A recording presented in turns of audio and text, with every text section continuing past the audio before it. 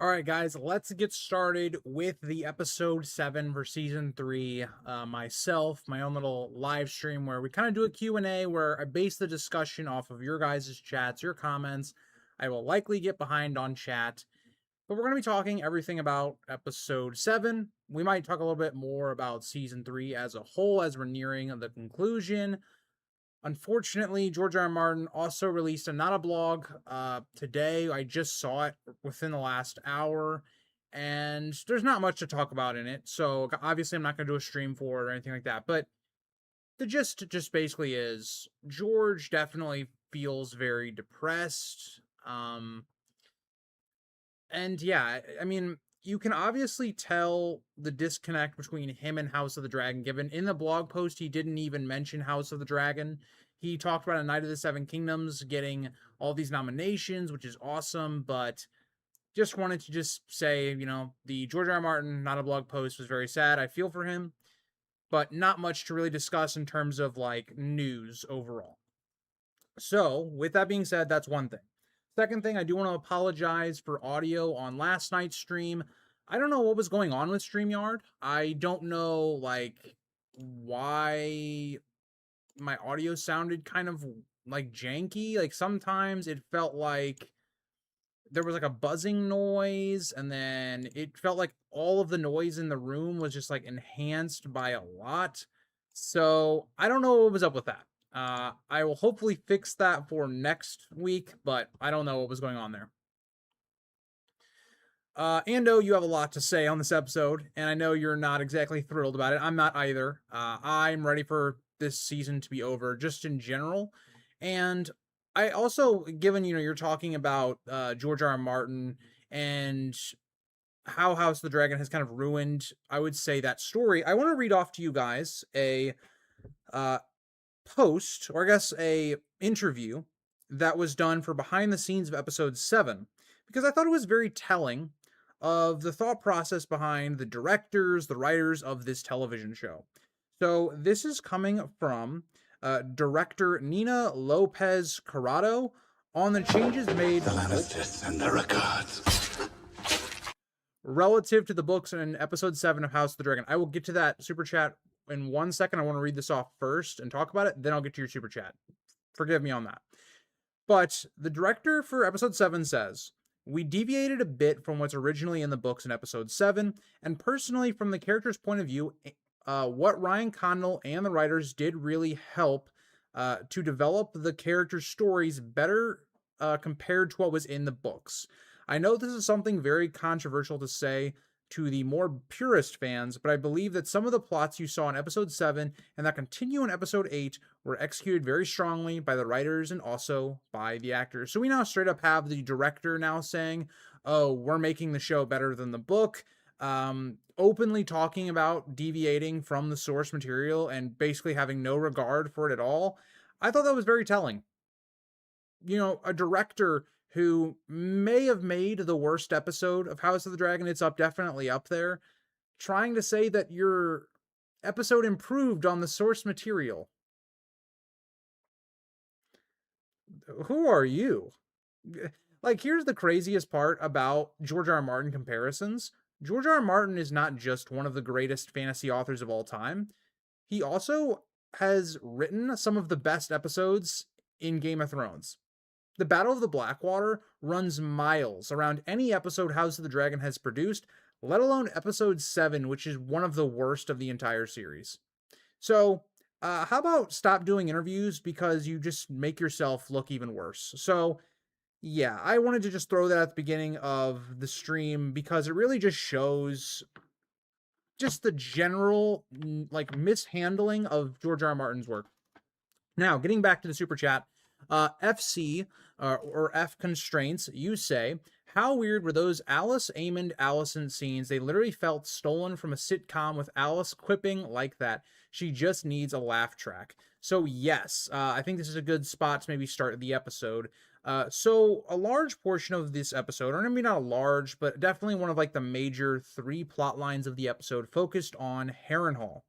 And I really don't know what they were doing in this episode with Harrenhal, because on one hand, it kind of felt like the last episode we had now seen Alice take control, or at least manipulating Aemond to the point where they're going to start now putting their plans in action.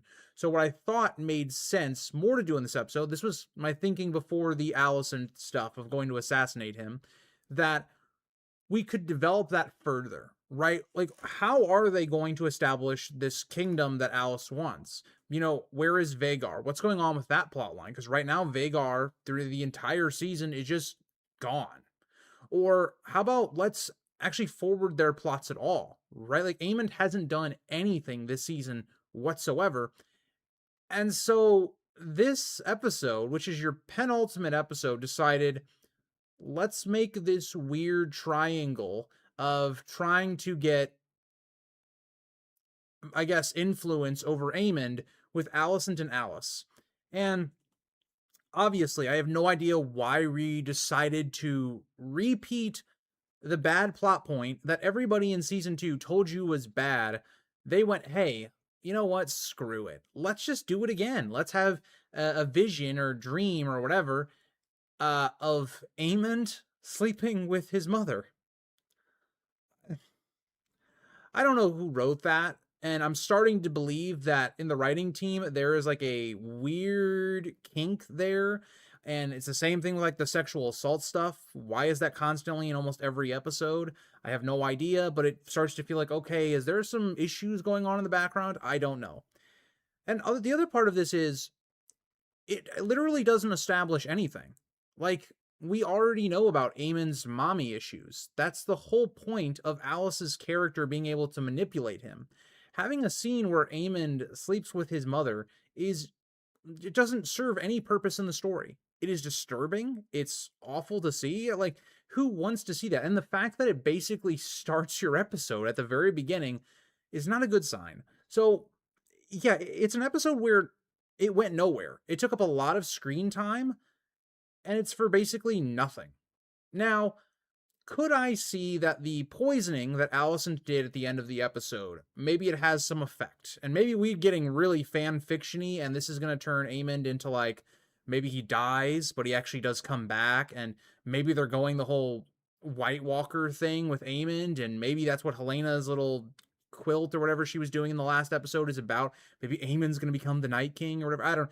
I don't know what they're doing. But obviously right now it has no difference. Like, Alicent completed her Harrenhal arc in literally one episode, and it just had nothing. There was no value to it. It was just wasted screen time. And so, yeah, I mean, Harrenhal overall has just, in season 2, I would have liked Harrenhal if they had done the ending differently for Daemon, but Harrenhal, as of right now, is just a plot line where characters go there and then nothing really happens. Yeah, so this is probably another thing that I can bring up. So let me go over to Twitter real quick so I make sure I get this accurately reported. So we already are starting to hear rumors about episode 8. Red Team Review, or Carmine, put out a post that said, finished recording my review for the episode. Let my contact at HBO listen to it first. They laugh, and this person had already seen House of the Dragon episode 8. Red Team Review asked, what's funny? They say, oh, you ain't ready for the next one, and laughs again. So, doesn't look like episode 8 might be anything that's that good. Now, obviously, this is just one opinion. We don't know. The screeners haven't been sent out yet. But, I mean, based on the way episode 7 was, it wouldn't surprise me. I mean, we're coming off of 2 of the worst episodes in this series as a whole. Episodes 6 and 7 are just awful. Okay, so moving on. Zaz says, do you think they'll stop trying to make Rhaena Nettles and instead give her Mourning? So let's talk about Rhaena. Like, that's a good transition to talk about one of the other main plot lines of the episode. So the other thing that we've had throughout season 3 is this Rhaena storyline in which she so desperately wanted to claim Sheep Stealer. Then that leads her to the Battle of the Gullet, which then she plays a role in Jace's death. She isn't the one that, like, killed him, but she is part of the reason he died.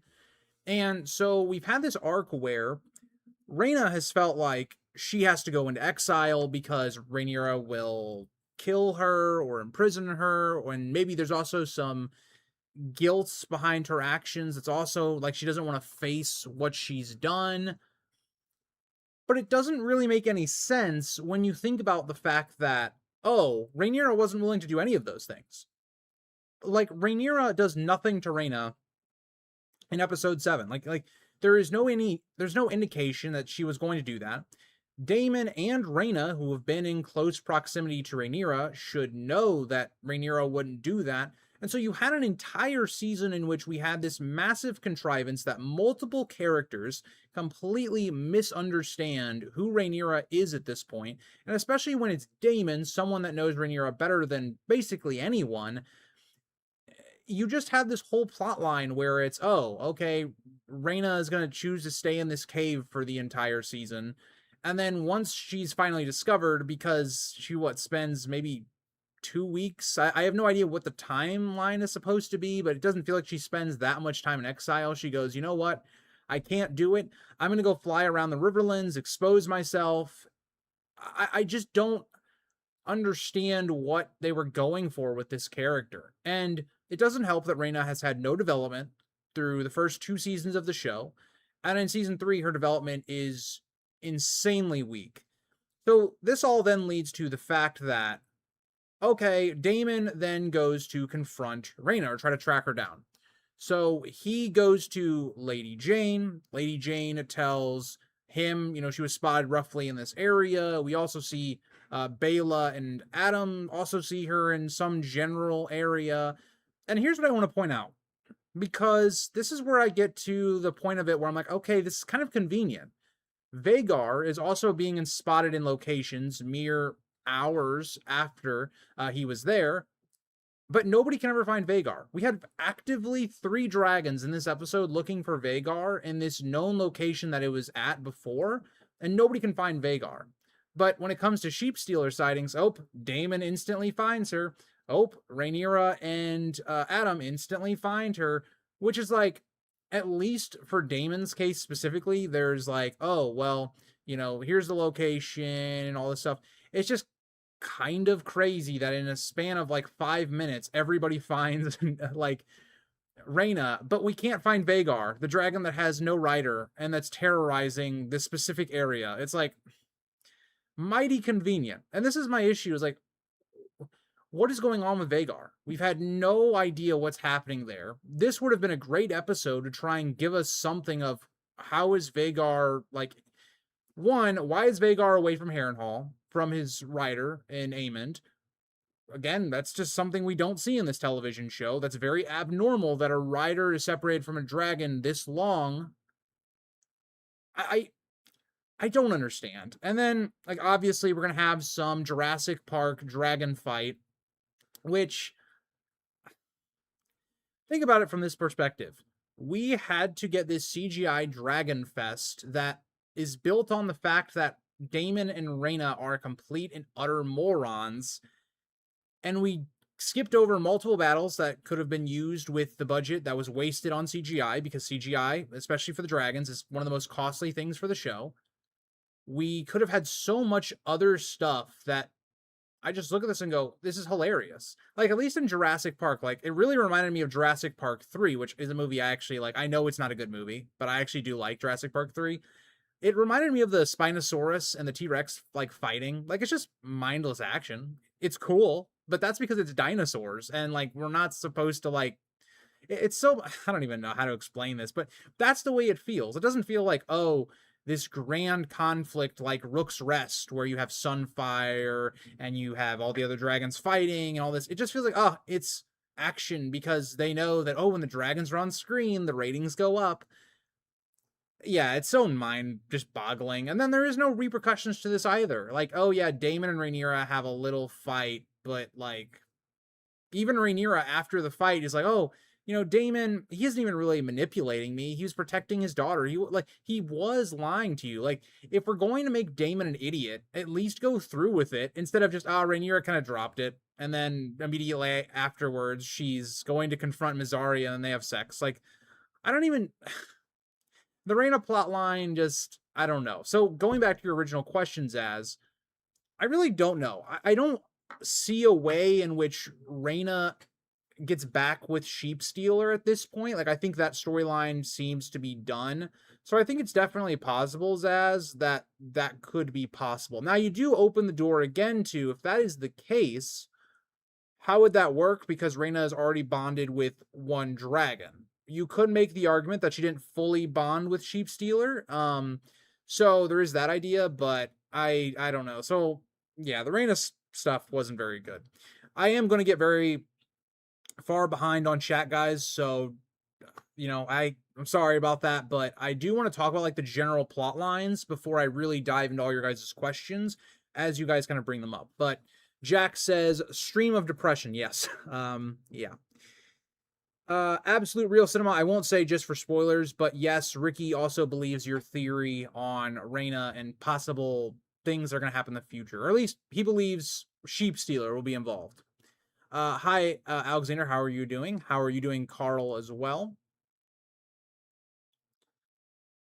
Yes, Ando, George R. R. Martin's blog post was very sad. So this brings up another interesting point, because I saw a chat debating this. What is the worst penultimate episode of a season? Now, I don't think it was this episode. I think it's definitely in that conversation, but obviously I think season 8's still much worse. I think season 7, I would say season 7's a tough one, because I think season 7's probably more entertaining than this season, but I would say that, oh man, I don't even know. That's a toss up, because both are absolutely terribly written. But like, if you just turn your brain off, well, you have to turn your brain off for both. But if you turn your brain off for season 7, at least like there's a lot of action. I don't know. I don't know. It's up there. Like I'd say it's top 3. Yeah, that's where I'd put it probably. Hi, Maz. How are you?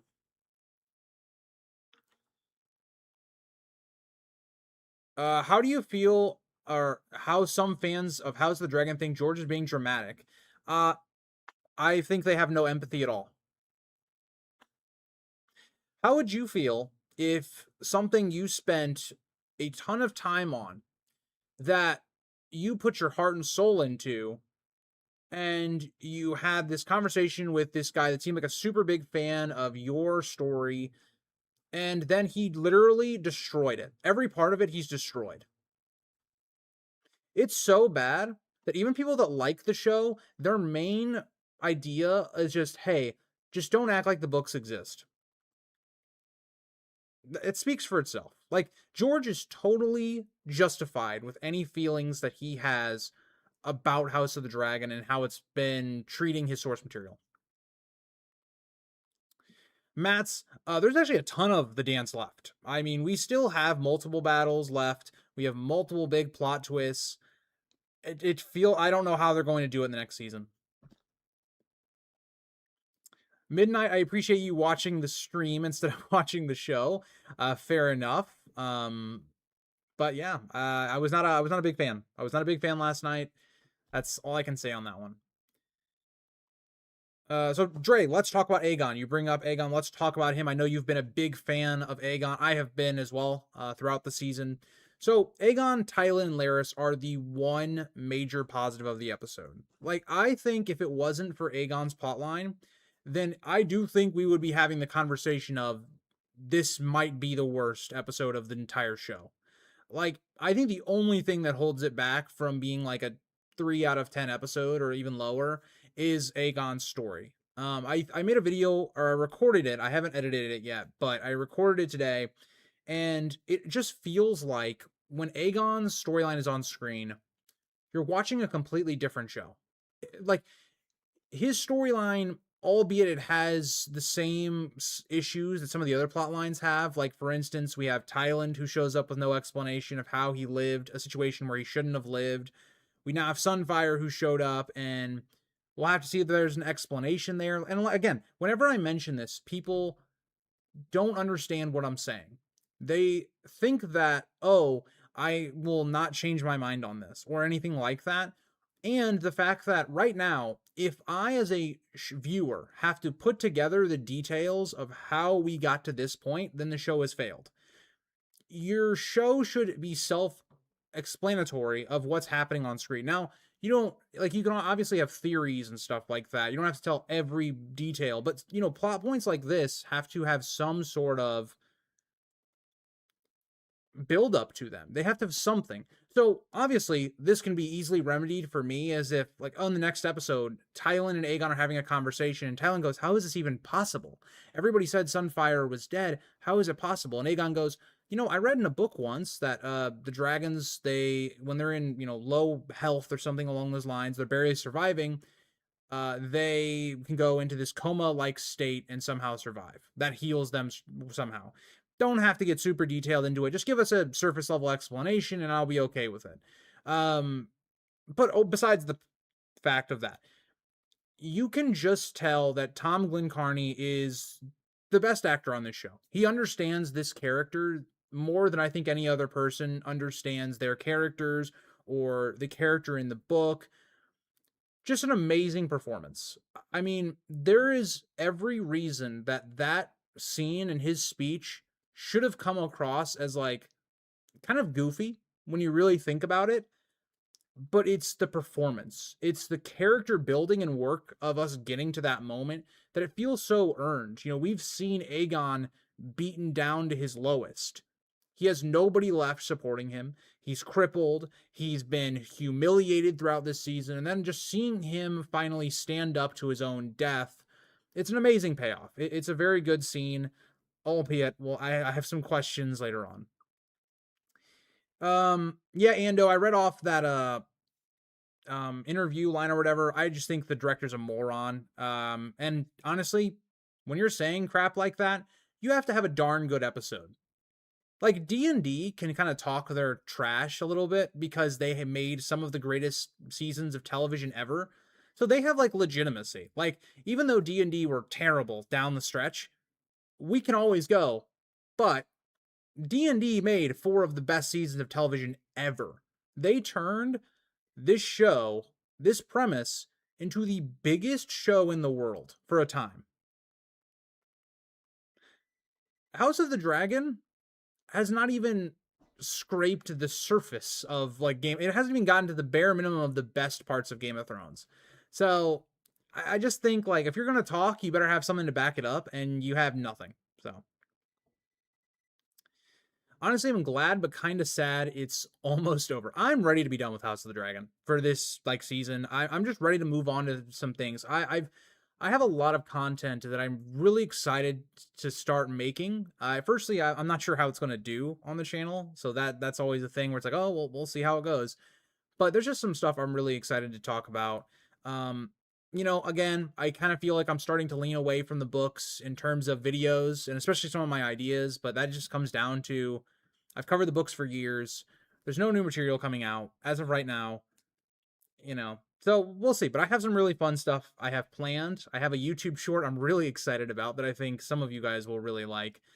But yeah. Midnight, I would definitely recommend just watching Aegon's storyline in the episode. Not the payoff. Like, the payoff is great, but you have to have those other scenes as well. So just watch Aegon's storyline in this episode. I would definitely recommend that. Do you think we should take the living amongst nettles and sheep as a nod to book fans or an insult to us and George? So Zaz, this is what I think is so crazy. I really only think there's 2 explanations for that line. The first explanation is they're so stupid that they didn't now this is very plausible given how bad the writing's been, that they didn't think that line would piss off book fans. Obviously, when you reference a character that you cut out and then replaced it with a terrible storyline, now they probably don't think it's terrible, but like when you replaced it with something this bad, obviously a line like that's going to piss off fans. So obviously it's either 1, they're stupid, or 2, it's you know what, George R. Martin has already came out against the show and kind of embarrassed us, and all these book purists, oh, they didn't like some of our stuff at the end of season 2. Let's just throw some shots at them. I guess there's technically a third option where you could say, oh, they're just doing that thing where they go, I've read the book, guys. They do that every episode. I don't know. But I think to me it's probably just incompetence. Dre, I think Aegon's plot is the only plot that was better in the show, I'm assuming. Um, I would say Aegon's one of the most improved characters from the book to the show. I think him and Viserys, and I would say Otto as well. I think those three characters definitely got a boost in the show versus the book. Absolute Real Cinema says it's not just a bad adaptation, it's a bad show. Aegon isn't like his book version, he's mostly handled well. It's everything else that's bad on its own. Yeah, agreed. Like Aegon's not the storyline that they've made for Aegon this season is completely different in the book. It does not happen the way that it's happening in the show. But I still love that storyline for the most part. I wish we saw more of it. It's just the show itself has ceased to actually make any sense. Everything is so convoluted and nonsensical and fan service. It's not an adaptation thing anymore. Like if you want to see like what I would say in terms of adaptation, like go back to season 1. Like I would say, okay, from an adaptation sense, this wasn't great.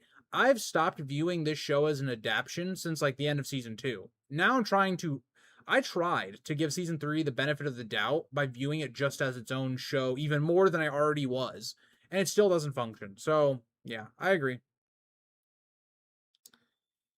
Um,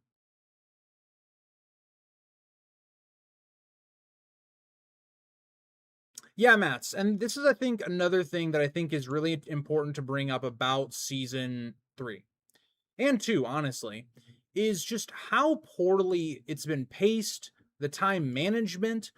When we think about a show that's 8 episodes, you have a lot of book material to cover. So these bullet points, obviously, they're going to be different of how they get there. You can't have wasted time. And let's just think about this from everything that's happened in this season. Okay, episode 1 was the Battle of the Gullet. Makes sense. Episode 2 was Rhaenyra taking King's Landing, Otto's execution, starting to get the ball rolling for what's going to happen in the season. Then that's when the plot just screeched to a halt. Episode 3, we have an entire Rhaenyra focused episode on fake Daeron and her rulership. Whereas I don't think that's, a bad episode. I mean, it's not a great episode, but I mean, I think it's one of the better episodes of the season. It really stalled the plot. It took way too long. We didn't have any development for the Riverlands plot really until episode 4 and really no, episode 5, I would say. And so what the season has struggled to do is how do we progress the story? We have so much wasted time with Rhaena's storyline, Alicent's storyline. A lot of Rhaenyra's storyline is just fluff at times. And so the show is so underdeveloped with a lot of its characters, with its stories, that now you're looking at it and you're going, we have, 9 episodes left to tell the rest of this story, and we have massive events that we need to start setting up that haven't really been set up at all.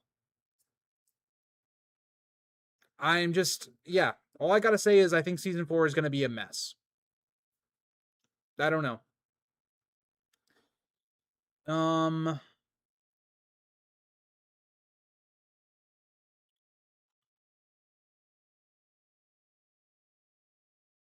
Greece Aegon plot has no fast travel. I might cry. So this is another thing that I've seen a lot on social media, and I've said in the past, is when you introduce fast travel, I don't like that idea, but if you're going to do it, it needs to be consistent.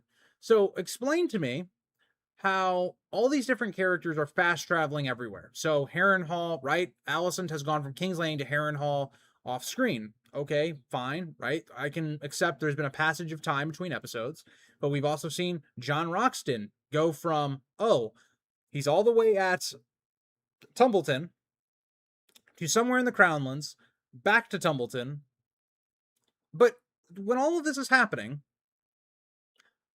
I get it, it's an army, right? That the Riverlands and the Northmen are an army.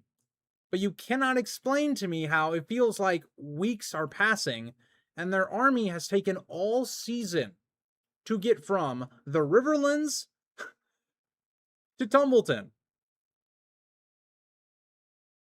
Like, when you think about stuff like that, you start to understand the structure of the season. It's so similar to season 7. Season 7, when you deconstruct the season and why they did certain things, it's all in service of, this is this ending point that we want to get to. So how do we construct the plot to do that?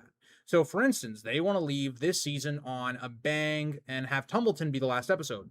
Well, how do we get there when we've wasted all of our budget and we can't do like a whole Reach plot line with Daron? Well, what do?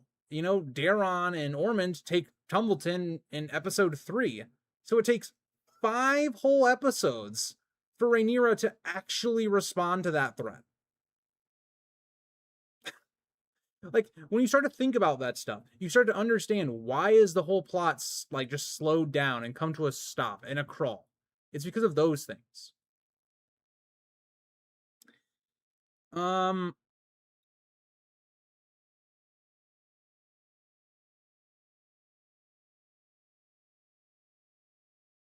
Alexander says the Aemon stuff made me turn off the episode. Someone's got to check the writer's browser history. I agree.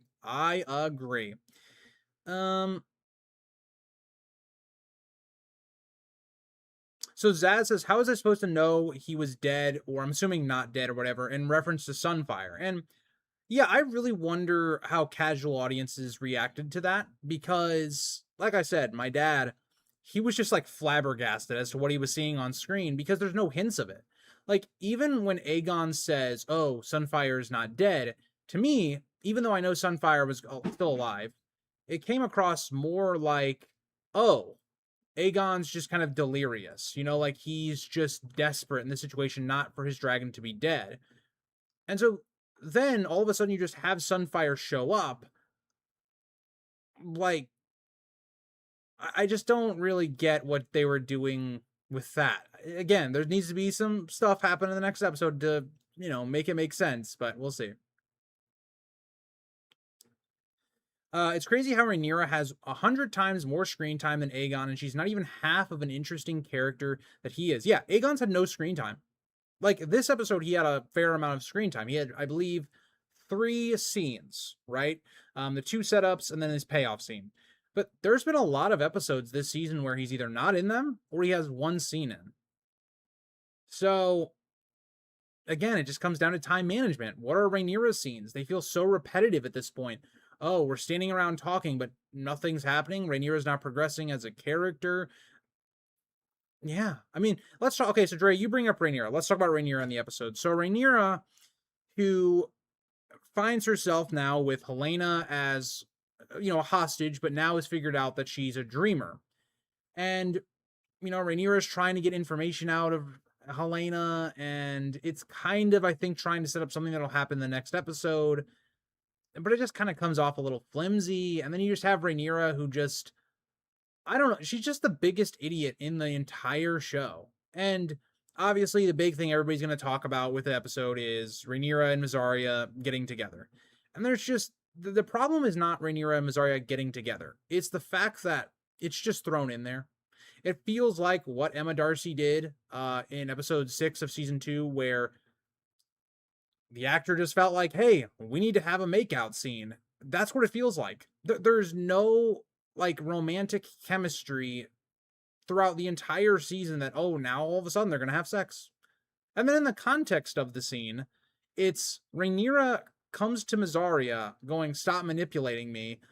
And then instantly she gets manipulated. It's just like, it'd be the same idea of like, go back to season 1 when Viserys confronts Otto about manipulating him and his own self-interest. It would be like 2 seconds later, Otto going, but hey, Viserys, you're wrong. I think you're a great king and I'm all here for you. It'd be like, what? Like, who is writing this? Yeah, Rhaenyra is not a good character. It's crazy that the showrunners and Emma Darcy were saying, oh, we're going to challenge you to like Rhaenyra. And it's like, yeah, I don't like Rhaenyra because she's an idiot. Not an idiot in the sense of like, oh, I can understand why she's making these decisions or whatever, but like, no, she's just a moron. I don't know.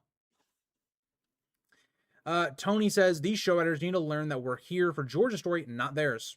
Totally agree. And like, yes, obviously you can take your liberties with it, like you have to, right? Lord of the Rings, my favorite movie trilogy, does at times change stuff from the books to better fit a movie. And for the most part, they were right to do a lot of those things.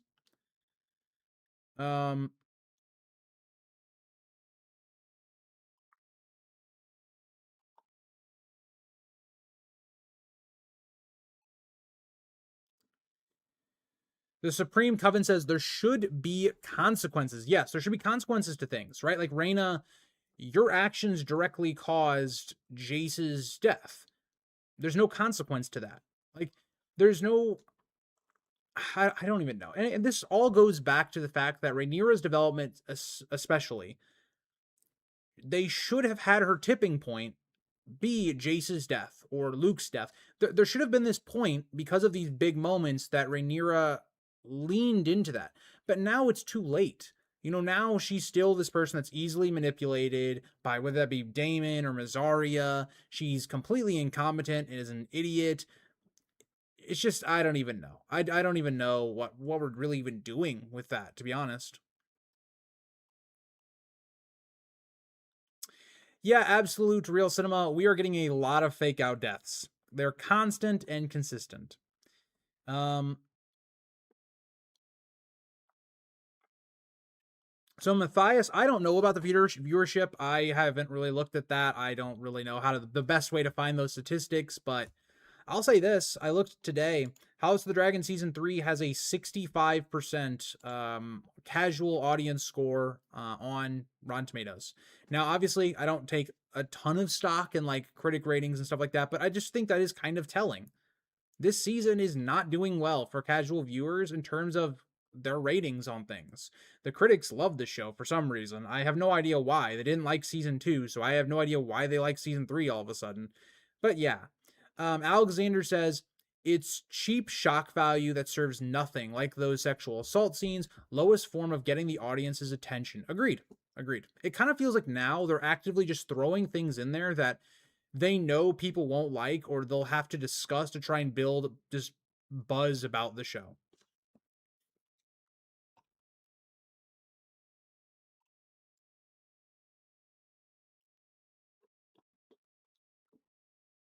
Dre, I can't get into that without spoiling stuff, but I'm going to just say no. I think we're going to get like the setup to get to that point in season 4, but I don't think it's going to happen yet.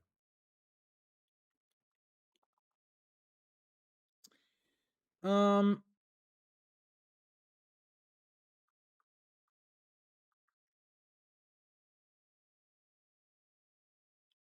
all I gotta say is that I haven't like been paying attention to what Carl was saying, but I just guys be respectful to each other. That's all I can say. Just be respectful to each other. You can disagree on stuff, but just be respectful. Um yeah, so obviously we're headed towards Tumbleton, and Danny brings up a great point. In the book, there are 2 battles of Tumbleton, so I'm not going to really get into spoilers, but that's where we're headed to in episode 8. That's what's been shown in the trailers, and we're building up to this conflict with Ormond and the Riverland / North forces. It's going to be interesting to see what they do with that. So I won't make any predictions because they'll be spoilery, but I'll just say this: I have a lot of concerns. I have a lot of concerns about are they going to kill off characters when they've had almost no development at all? Like I'm very worried about what they're gonna do. The Lannisters send their regards. Thank you for the super chat, Lady of Shalott. Give me something for the pain and let me die. Robert Baratheon, Game of Thrones, Season 1, Episode 7. As a long time A Song of Ice and Fire book fan, this is how I feel about House of the Dragon. Thank you for your honest critique. The show is a crime against nature. Well, I appreciate you for your super chat, and that quote is one of the most memeable moments from all of Game of Thrones that gets quoted all the time. And so yeah, I agree with you. I just think there's a reason I drink on the after the streams. I don't drink at all, actually. The only time I drink is on the after episode streams. And yeah, it's just depressing at this point. It's depressing the state of what we're at right now, where George R. R. Martin obviously seems like he's very depressed. There's no real idea that we're getting Winds of Winter anytime soon. The best we can hope for is Fire and Blood Part 2 or a Dunk and Egg novella somewhere. And then you have House of the Dragon, which to me has completely just shit the bed. It used to be a show I loved so much. It's a show I would have easily put in my top 5 favorites of all time after like season 1. And that's gone. Game of Thrones was a failure. And now, we have a Knight of the Seven Kingdoms, so we'll see. Hopefully, it can continue to be good. I'm excited for Knight of the Seven Kingdoms and to get back into that world, or not that world, but that story, I guess I should say. So, yeah, Space Enthusiast brings up a good point. I feel bad for the actors and actresses, and that's one thing I would say for the most part. For the most part, the actors do a fantastic job on this show. It has nothing to do with them. It has nothing to do with um really anybody but the writers. Like the makeup is amazing, the special effects are amazing, the set designs are amazing. It really just comes down to the writing, just in general. Dre says, Grease, do you have Aegon as your MVP for season 3?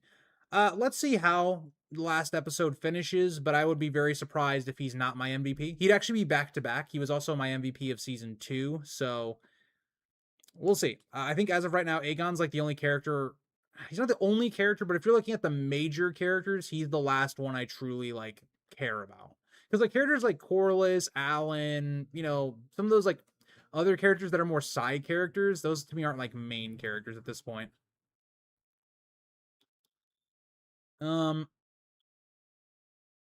will say, guys, I'm not going to read spoilers because obviously I don't want to spoil people that don't know what's going to happen in the next episode, or I don't even want to go that route. So I will skip over those comments. In chat, feel free to discuss amongst yourself or whatnot. But yeah. Thought this season was going to be an improvement, but this episode was horrible. Yeah, James, I think this is a great time to bring up something else. So I posted this something out last week because I've gotten a lot of comments throughout this season in the coverage of it that a lot of people seem to believe that season 3 was a substantial improvement over season 2. And I could not further disagree. And I don't know if this is recency bias because season 2 ended on a whimper. It was a very bad end to the season. I would say it has one of the worst finales of any of the shows at this point. It was bad. And I think that, because of the spectacle and some people, I would say a lot of people liked episode 1 and 2, that it's kind of clouded people's vision. Like, guys, say what you want. I'm a big hater of season 2, right? Like, I was one of the few people that was coming out here and telling you, season 2 is not good. It's not good. It's not just, let's give it a bunch of excuses. It basically destroyed the show. But at the same time, let's be fair here. Episode 2 and 4 of season 2 are way better than anything we've gotten in this season. It's not close. Episode 1, which even has problems with blood and cheese and all of that stuff, I still think I gave it an 8 out of 10 back in season 2. I think it's better than anything we've gotten this season. Episode 3 has a terrible ending with Alicent and Rhaenyra and the nonsense that was. I still think it's up there as probably tied for the best episode if we're comparing it to season 3. Like, to me, season 3 is a massive continuation of the second half of season 2. I don't think, season 3 is somehow better than season 2. I just think that it's recency bias. It has to be. I just don't get that. Genuinely, why is Corlys in Tumbleton? Because he was kidnapped not off screen. He was kidnapped by fast travel and forced into whatever is going on there. Instead of getting scenes with, I don't know, Adam or Alan or Baela or Rhaenyra or whoever, no, we've got the nonsense scenes that we got.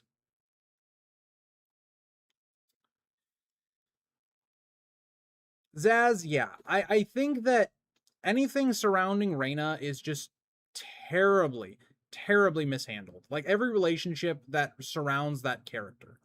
It really just feels like, everybody's like, yeah, Rhaena, it was an accident. It's okay. Let's move on. That's kind of how the vibe feels.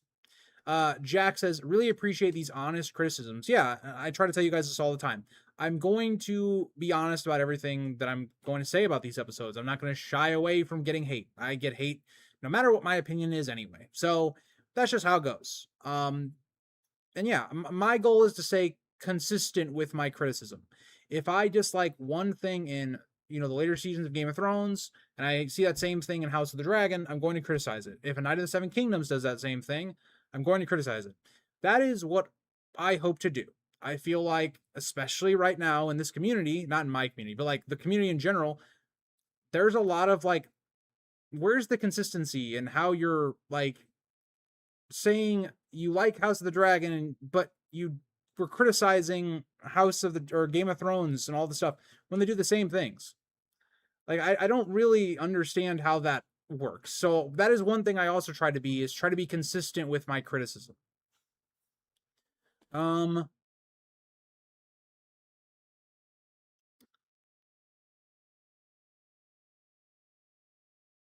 Zaz, I don't blame Ulf for anything. That's all I can say.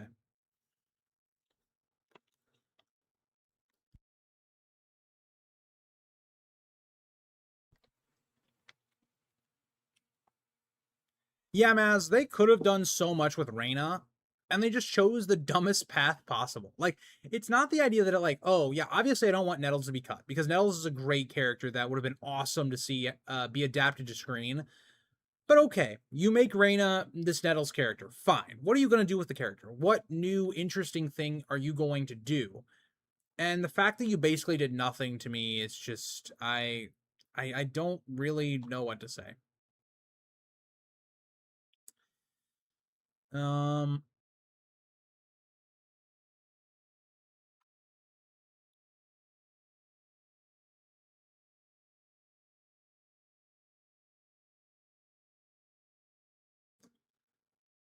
The legendary BM says Sunfire with critical injuries lays there with no food or water intake for months. I'm not sure if it's months. I don't know on the timeline exactly. And wakes up with half a face. Awesome. This was my thing too. I've been saying this for episodes now. I knew this is what they were going to do. I just know House of the Dragon, after a certain like amount of time, you start to realize like what they do. Like you start to understand how they write things.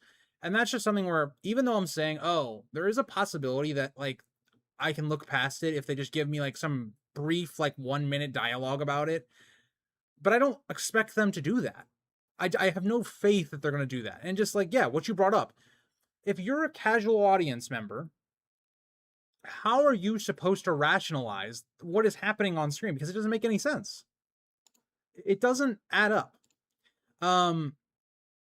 But yeah, I don't know. I don't know what to even say about that. It just doesn't make any sense.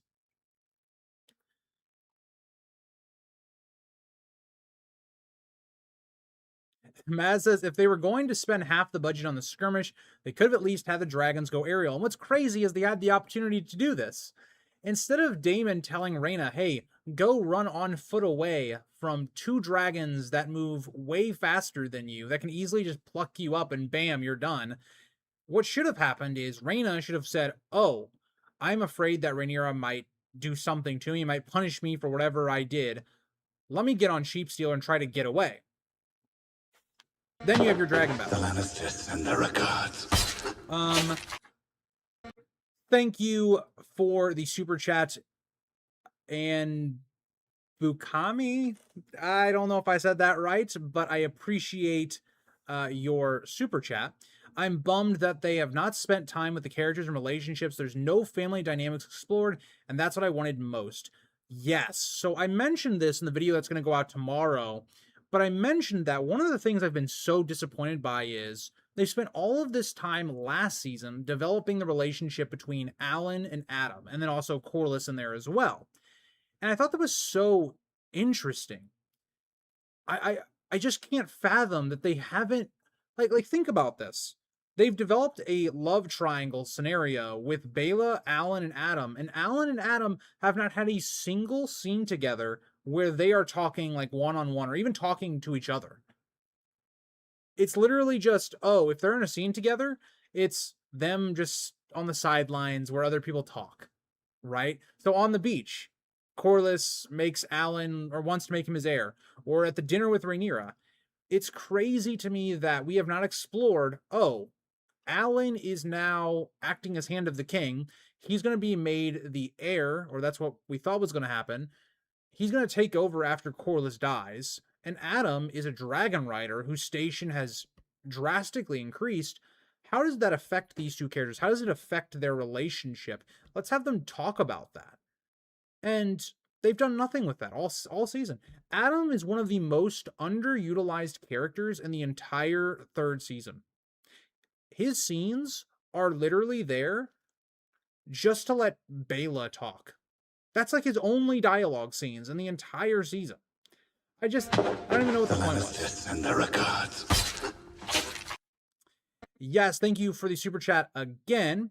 Feel free to let me know how you want your name pronounced, because I don't think I pronounced it right. But Anbukami, I totally agree. Like George, I think he probably got a lot of pushback in terms of his relationship with HBO and things like that to take down his Nautilog posts. So I think he's at this point where he really can't talk about House of the Dragon. And so I don't blame him at all. I don't blame him for, hey, let's focus on A Knight of the Seven Kingdoms. Let's focus on the play. Let's focus on all these other things that isn't House of the Dragon. And yeah, especially where his mindset is, where he seems to be based on his blog post. I think, getting some positivity for that man is what we need. Hopefully Ira Parker can keep the ball rolling and give us an amazing A Knight of the Seven Kingdoms story.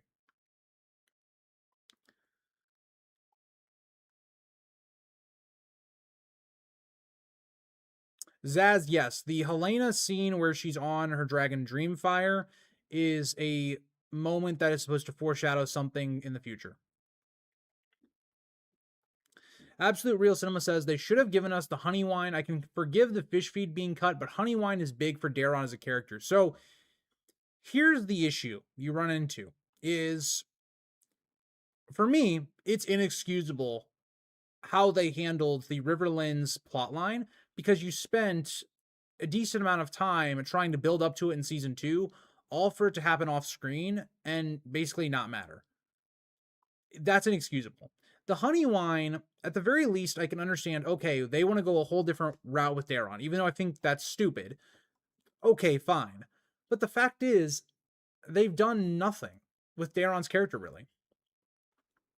Like, Ormond, to me, is by far one of the most annoying characters in the show, just because none of his plans actually make any sense, and it's extremely convenient. I won't list them all off because we'll be here for 3 hours, but go back to my previous live streams videos if you want to know what I mean by that. But it's the fact that it's just, Daron is so underdeveloped. We've only really had like 2 or 3 scenes of actual, hey, Daron is allowed to talk about who he is. And like one of the better scenes of this episode, it's not saying much, is Gwaine and Daron's conversation. Like right now, Gwaine is the only thing holding up that plot line that I even genuinely care about. So yeah, I just think that, why spend all your budget on this random dragon fight that didn't make any sense when we could have actually had battles that massively progress our characters?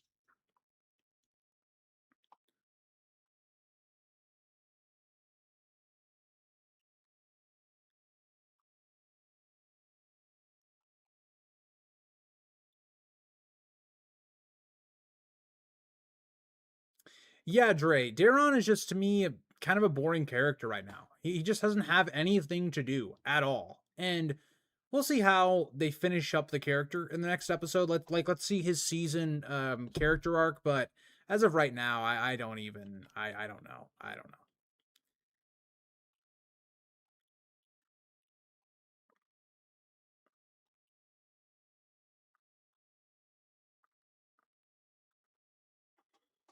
know. Hi, Lady Snowblood. How are you?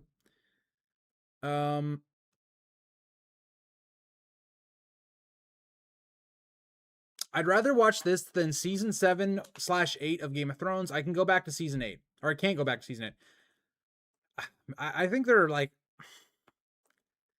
I don't even know. I think season 7 and 8 are terrible. Obviously, I think this season's not as bad as season 8. I think it's very comparable to season 7. Like, when you go back to season 7, most, like 90% of the plot is bad. 90% of the episodes are just awful. But then there's like, sometimes there's like, okay, you know what? There's some good stuff here. Like, Olenna and her final scene. Or there's Cersei and how she deals with, I believe it's Tyene. That's the character in the book anyway. And how she kills Tyene, which is kind of cool. You've got Daenerys landing on Dragonstone. Like, there are some cool things in season 7. And that's kind of how I feel about this season of House of the Dragon. Like, 90% of the writing is bad. And then you've got, there's that 10%, like Aegon storyline in this episode. So I don't know. I'm like, I think this season's very comparable to season 7. Now, it used to be I was comparing it to season 5 and 6, but now I'd say now that we have a couple really bad episodes, like basically in a row, it's crazy. We have episode 5, which is my favorite episode of the season, which is only a 7 out of 10.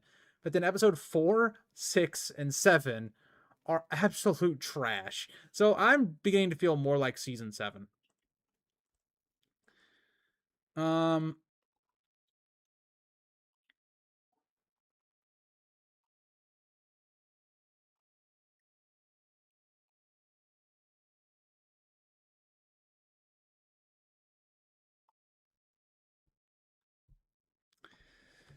VG, I respect your opinion. You say you guys are burdened by the weight of the books. The episode was great in my opinion. I haven't read the books, but you have to imagine they did the absolute best they could. No, they did not. No, they did not. I appreciate that you liked the episode. Don't throw the books in here. They have stopped trying to adapt this book so long ago. It's not even funny. I don't throw the books in here. I if you want to if you like House of the Dragon, that's awesome, right? But if you're looking at it from an adaptation standpoint, it's terrible.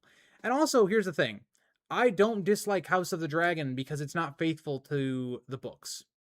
House of the Dragon hasn't been faithful to Fire and Blood for basically since it started running.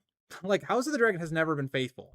But what it once did well was it still kept the core ideas and themes of George's work. But now the show itself, the show's own continuity, not the books, not anything with what was different in the books, the show itself has stopped functioning. Almost every video that I recorded today, I did not mention the books at all, outside of the Reina video, where I talked about everything that they've done in the show and then went, okay, now let's look at something that could have been better, which makes it even worse. That's something I try to show is it's not that I dislike the show because of the book. It's that the episode itself is bad, or the show is bad itself because of the things the show is writing. The consistency from character to the next scene to the next scene. Um,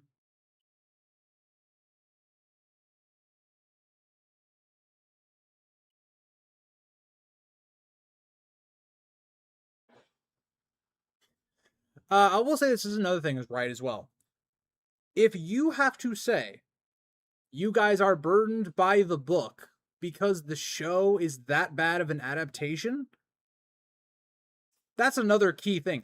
If you market yourself as an adaptation, George R. R. Martin is in every episode saying that, oh, written, he helped or whatever, took inspiration from whatever, and you are saying your show is a faithful adaptation, which Ryan Condal has consistently said throughout all of the seasons, I will judge you on being an adaptation. If you want to go, oh, this is more inspired from his work, but it's not an adaptation one for one, that's a whole different story. Then I would give you a little bit more slack, but that's not what this show has been. This show has actively lied to its audience all the time. It's lied to George R. R. Martin. That's why he's no longer part of the show at all anymore.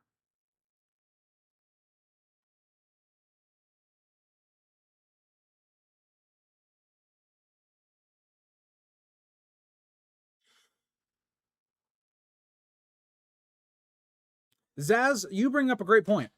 I was making this point when people kept saying, oh, um, the show has all of these reasons that it can't adapt Fire and Blood well because it doesn't have a complete story in terms of knowing everything.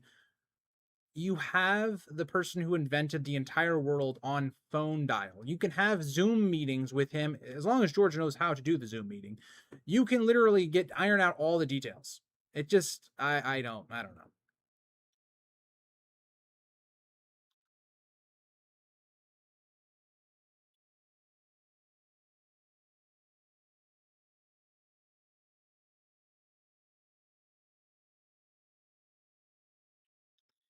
Sam Sarah asks, or Sam Sarah probably says, you would love to know when George and Ryan really fell out.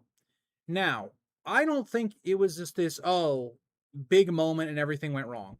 That's usually not how relationships work. Relationships usually things that build up over time. And, House of the Dragon season one, like I talked about, was not a faithful adaptation. I like season one. I have a poster of season one over there.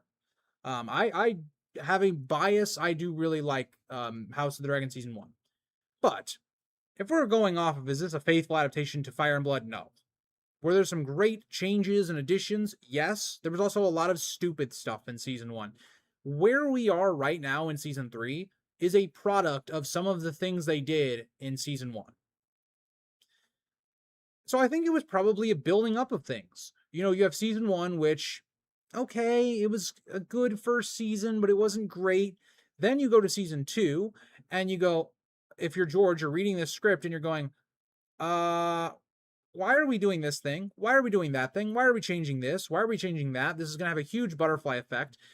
And eventually, like what George said, he was being cut out. They weren't listening to him. So when you eventually feel like they're taking your story in a completely different route that is not your story at all anymore, and you're being cut out of the writing process, eventually you have a moment where, and this is probably the moment that George probably crashed out or had enough was when he saw what they had planned in season three. That would be my guess, is it was a building up of the relationship fracturing, and then the script for season three, or maybe the rough ideas of what they were telling him, that was enough. That's my guess.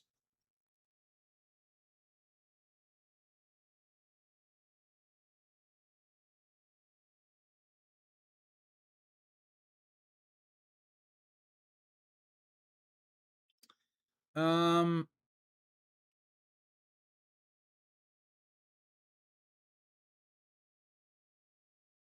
Hi Dakota, how are you? Zaz, it wouldn't surprise me. Game of Thrones, the later seasons were also getting all of these awards that they didn't deserve, so it would not surprise me if this season got Best Writing Emmy or something along those lines.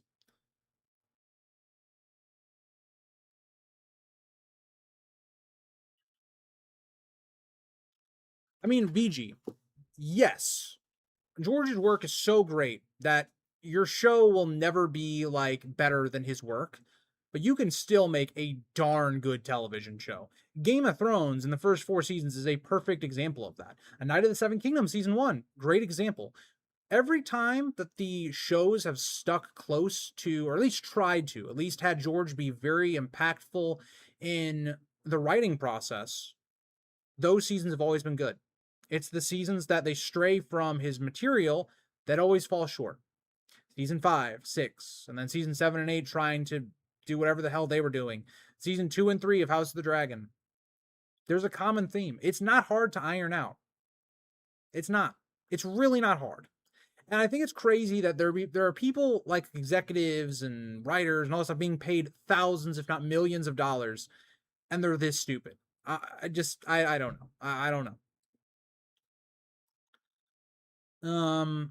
Reese, I agree with you in this being one of the worst episodes. I'm here for all Grease Goblin's content. Well, I appreciate that.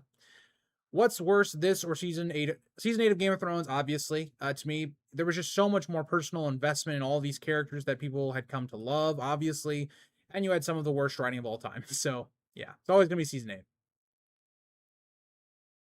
Boy, Maz, that is surely a way to get people to smash that like button, I guess. Constantine James made a new video about this episode. Yeah, shout out to him. He makes some great content if you want to check him out. I saw him in chat last night in the stream. I couldn't respond to it because other people were talking, and I didn't want to interrupt them. But yeah, I appreciate him popping in every once in a while.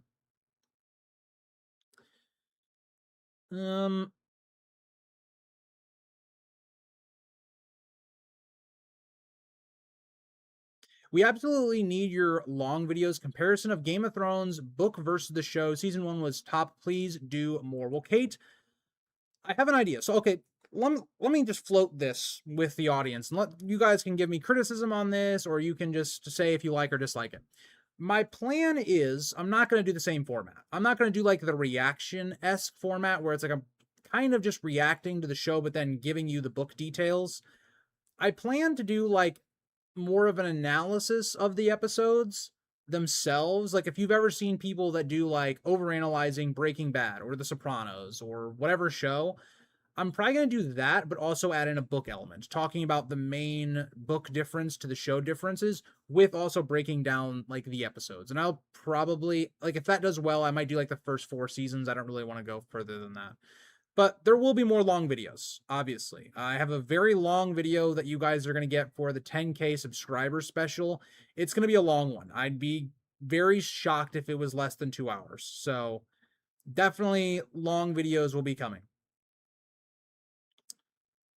Have you thought about reacting to other YouTubers on stream? So what do you mean by that, Sam? Like, do you mean like reacting to their videos on the show? Because I'll be honest, I didn't do that. Like, I used to do more of some reactions to people's theories, and I just think that because I know how I am, I know that I'm very like passionate about things. I don't want to start drama by reacting to other people's takes on the show, because I think people are very touchy about that stuff. Like, I don't want to start drama just out of nowhere for no reason. And I'm like, already it's like A Song of Ice and Fire creators are very much in cliques. Like, it kind of feels like high school. Everybody's kind of in their little group, and this group hates that group, and whatever, vice versa. And I'm just kind of like, I'm just gonna stay in my own lane. I like a lot of the smaller creators. You know, like I don't know, I don't know what to say about that. Um, I really love when StreamYards or Streamlabs goes all the way down to the bottom, so I just missed chat. Well, I have no idea where I was in chat, so I'm probably gonna miss a lot of your guys' chats. But yeah, blame Streamlabs. Also, I would really like to see A Song of Ice and Fire more in like not anime style, but like animation, more or less. I think that would be really cool. I really do like the Aegon's Conquest little thing that they made. It's pretty low budget, and you can tell, but I think it'd be cool to do some of that stuff. Um,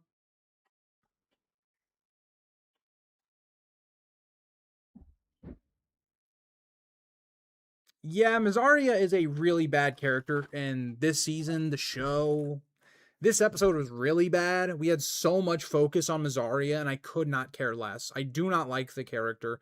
I don't find anything about her to be compelling. The acting is not very good, in my opinion.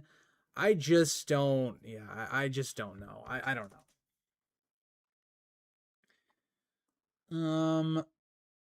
Did Eric skip over my brand theory? I probably did, Dakota, because I basically was like at a point where I was reading, and then I tried to scroll down and went all the way up to the recent chats, so I just missed a bunch of chats. So yeah. Uh Siri says, why can't he say anything positive about the show? Does he just refuse to acknowledge he watches it because it's good? Hold on. Does he just refuse to acknowledge he watches it because it's good? So you hate watching the show. Well, okay, let me just let's see if I can get my camera to go over there. As you can tell, I'm a Song of Ice and Fire content creator. So I'm going to cover on A Song of Ice and Fire show. And me liking it or not liking it is irrelevant. I'm going to cover the show. Like, that is just how it is. Why would I be like, oh, I hate the show? I do all of these critical videos of the show, but I secretly love the show. What? And then the idea of, oh yeah, I hate watching the show right now. I'm not trying to hate the show. I'm not going into these episodes going, oh, I hope the show is bad. I hope this whole thing's terrible. I want to like the show. I've praised elements of the show, like in episode 5. I gave it a 7 out of 10. It's not a bad rating, but it's not like the best rating either. There were things I really liked in it. And also, given I am way higher on this book, Fire and Blood, a book I absolutely adore, I am one of the few creators in this space that says it's a good book and not a bad book or like a mid book. And, you know, I was hoping to see these characters that I had come to love come to the screen. And so at this point, yeah, I do want to see, oh, how are they going to do events from the book, even if they don't do them well? Because I'm never going to see this story told on screen in my lifetime ever again. Think about that for a second. I'm never going to likely ever see Rhaenyra on screen again. This is what they are giving us is what this character will be in media in my lifetime more than likely. So yeah, I'm covering the show. What a stupid comment. Like, sorry. Sometimes I just gotta call people out when they say nonsense. No problem, Sam. Season 1 is a 7 out of 10. Yeah, I'm a bit higher on it. I give it like a 8 out of 10. But yeah, I think it has flaws, but I think overall it is solid. Personally, I like A Knight of the Seven Kingdoms. Classy, but all the power to you.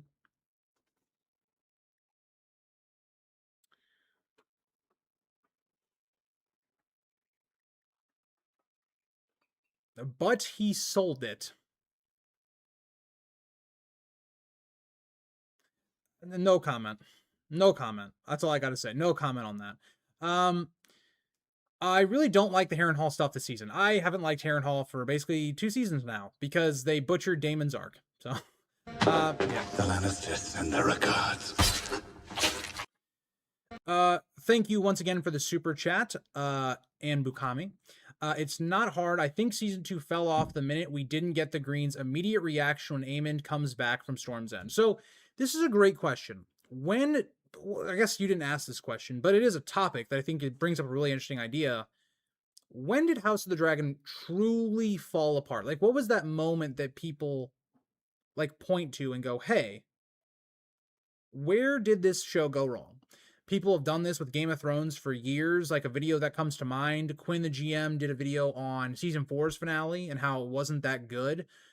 People have been pointing to Game of Thrones for years of when did it go wrong. House of the Dragon to me is interesting because I actually think the show went wrong. There's 2 points that I think you can point to.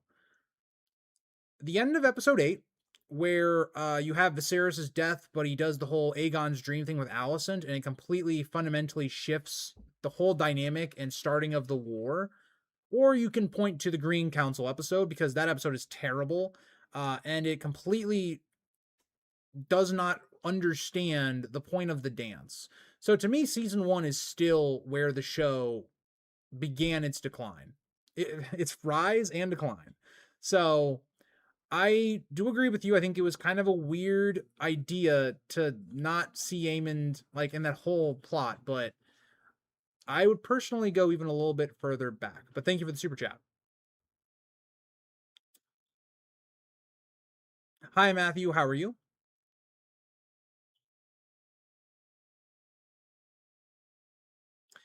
Yeah, Sam. Like I said in a video last week, House of the Dragon learned nothing from Game of Thrones whatsoever. Do you think season 4 will be worse than season 3 and be comparable to Game of Thrones season 8? I don't think it can be as bad as Game of Thrones season 8 because the reason Game of Thrones and its ending was so bad was because you had so many characters that people cared about a ton. Everybody cared about Daenerys and Jon Snow and Tyrion, even if the writing had been subpar in the previous season or seasons. But with House of the Dragon, like, who do you care about?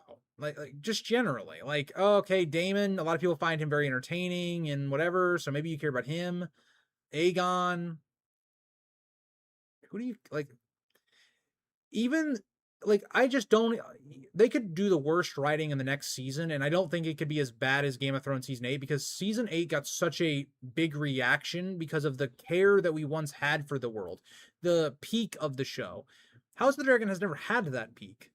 So I think that yes, season 4 will be worse, but I don't think it'll ever compete with like Game of Thrones season 8 for being able to be as bad. I don't think George R. R. Martin cares. Brother, he did an entire set of blog posts basically crashing out about how they destroyed his work, and he's done multiple interviews saying he's sad and destroyed because of the relationship between him and Ryan Condal breaking down, and that their story is nowhere close to his work anymore. Brother, what what are we talking about here? Like, I don't know.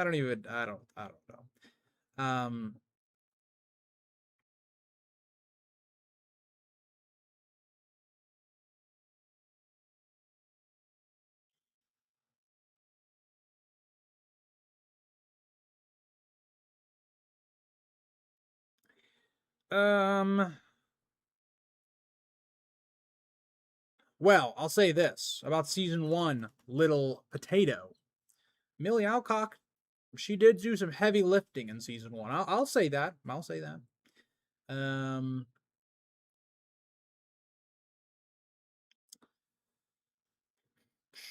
Was the 2-year wait for season 3 worth it? No. I have no idea what they did in that 2-year gap, but it surely wasn't writing anything. Sarah says, love hearing your analysis every week. Thank you, even though you're experiencing House of the Dragon fatigue. Appreciate your effort. One more episode to go. Thank you, Sarah. I appreciate that a ton. Yes, I'm ready to move on. I'm ready to be done with House of the Dragon. As much as I love the live streams with you guys after the episodes, they're very enjoyable to like just talk the shit with Becky and JC and Ricky and all that kind of stuff. Yeah, I'm very excited to move on to other things. You should re-rank the books. Well, here's the thing. I kind of my opinions haven't really changed. And like I've done multiple videos on re-ranking the books. I will say this.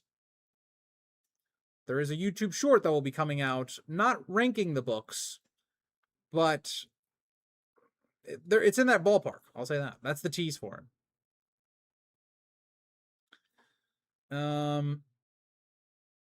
Yeah, Sam, that's exactly kind of how I feel, right? Game of Thrones was a show you really care about, and then all of a sudden it kind of goes to shit.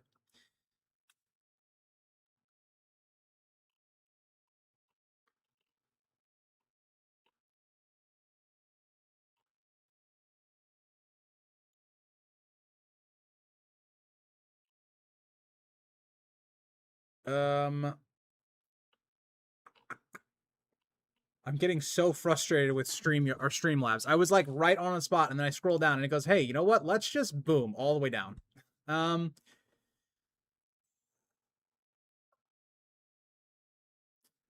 So Sam says, okay, so you're spying to what I said earlier. I meant more like watching Constantine James videos or something similar, but you're right. The community is very clicked up and sensitive.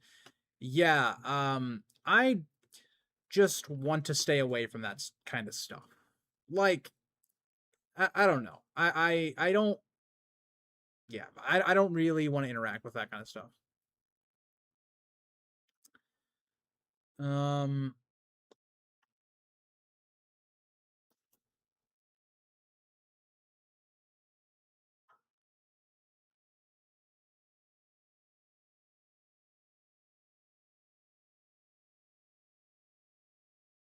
brother, okay, a series.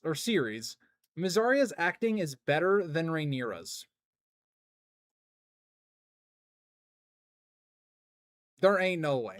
There ain't no way. You're calling me or saying just throwing shit around like I'm basically just saying criticisms of the show, and then all of a sudden I actually secretly like the show, and then you're throwing out Emma Darcy, who is by far maybe besides Tom Glencarney's actor, maybe the best actor on the show, and we're going Mazaria's is better. Are we watching the same show? There ain't no way. There ain't no way. Um,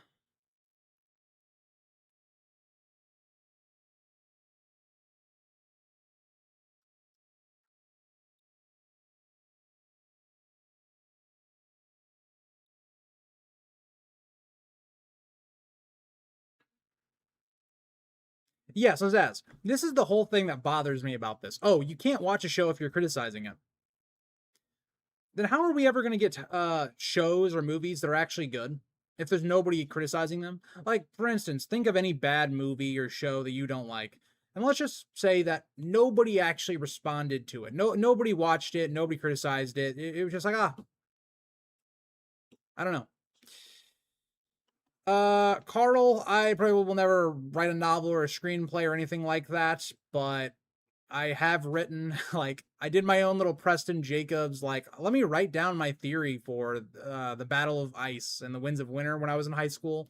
So that was fun. Maybe one day I'll find it and I'll read it to you guys. We'll see how my thoughts have changed on that. Um, um,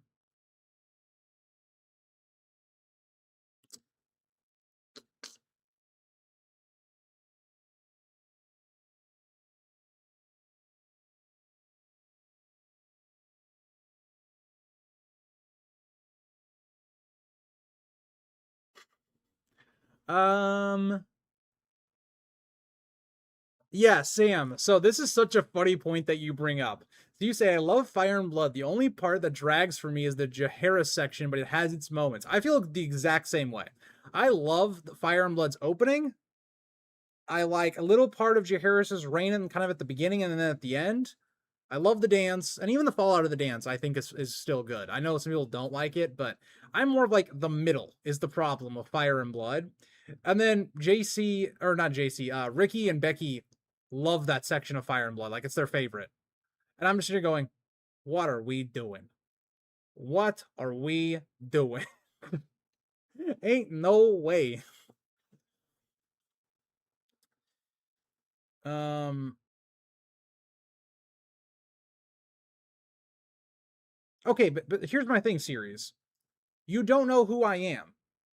You have no idea who I am. And your first chat that I read from you was you thinking that I just criticized the show, but I secretly liked it based on nothing. Brother, you can go on my channel page and go, oh, look, let's sort. He's been making content on this, literally just this world, for 5 years. Like, imagine, okay, let's just imagine this. I walked up to you and I said, you're racist. I don't know who you are. I don't know anything about you, but that's what I just said. How would that make you feel? Like, I don't know. It's like this is the thing I don't understand about the internet. The internet is very much like, oh, I insult you or say something bad to you, but then, oh, wait, the person actually responded. I'm gonna backtrack now. I don't know. Um,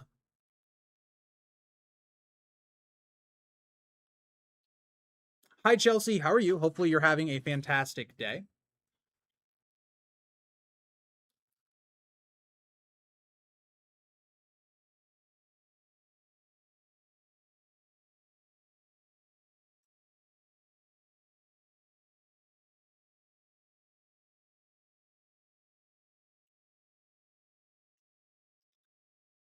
Um, let's see. Anything else that I can talk about with this episode specifically? Let me go through. Hold on. Let me go through.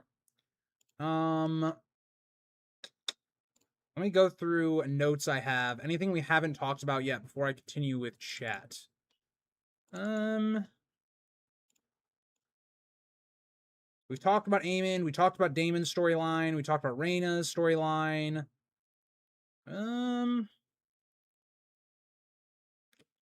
Talked about Aegon's storyline.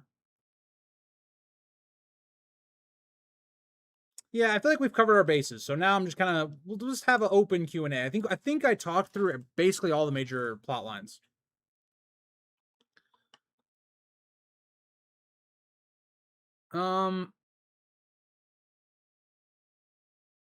Passing through says Alicent, I think, has gone badly wrong. Not likable and not worthy of being hated. Alicent's just a character that takes up screen time that doesn't matter. And I think that's like she doesn't matter to the plot. The plot itself, every time she's involved in that plot, nothing adds up. So, yeah.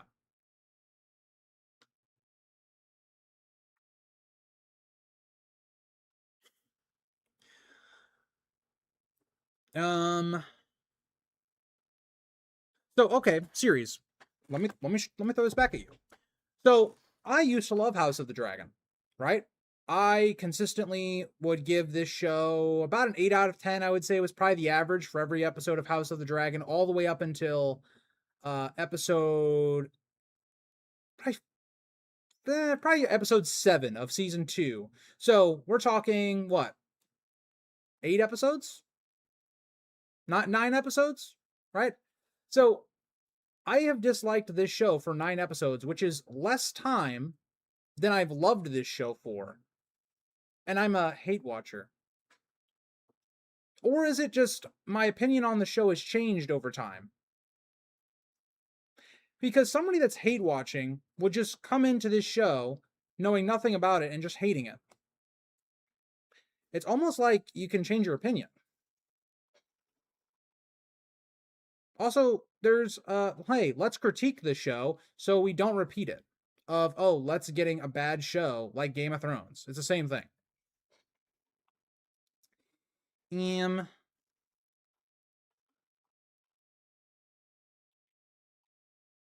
Also, great point that Zaz brings up.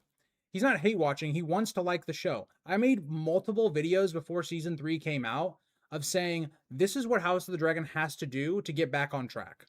This is what this character needs to do to get this character back on track. I didn't go into the season going, oh, I'm just going to hate House of the Dragon season 3. I'm going to just have every episode be terrible. Like, oh, I'm doing. I also get this criticism that I'm hating on the show for clicks, which is actually hilarious. Given I do a literal reread that is not monetized at all and is literally the opposite of clicks. And I'm covering a series that is basically in its declining phase, it's not gaining viewers anymore. Okay, interesting.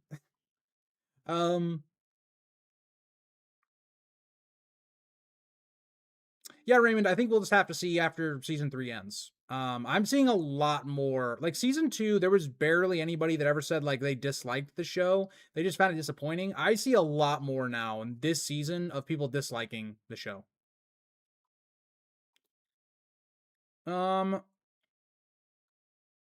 Off topic, are you excited about A Night of the Seven Kingdoms season 2 and what are you hoping for? Yes, I'm very excited for A Night of the Seven Kingdoms season 2.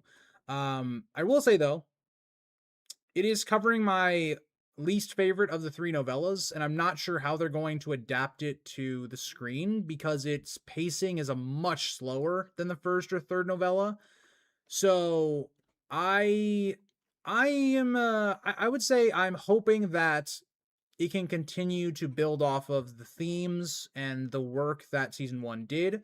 I don't mind changes nearly as much in season 2 versus season 1.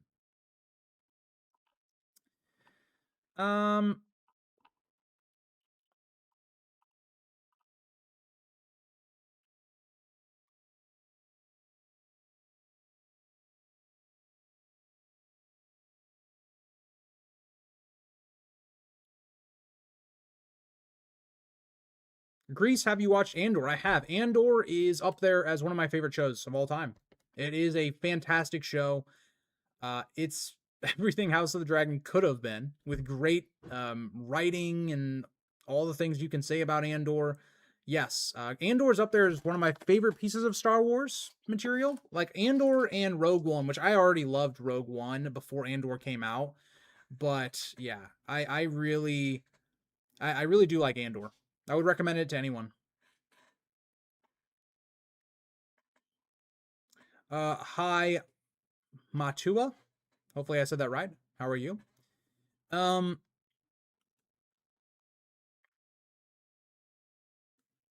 Hi, Tommy. How are you?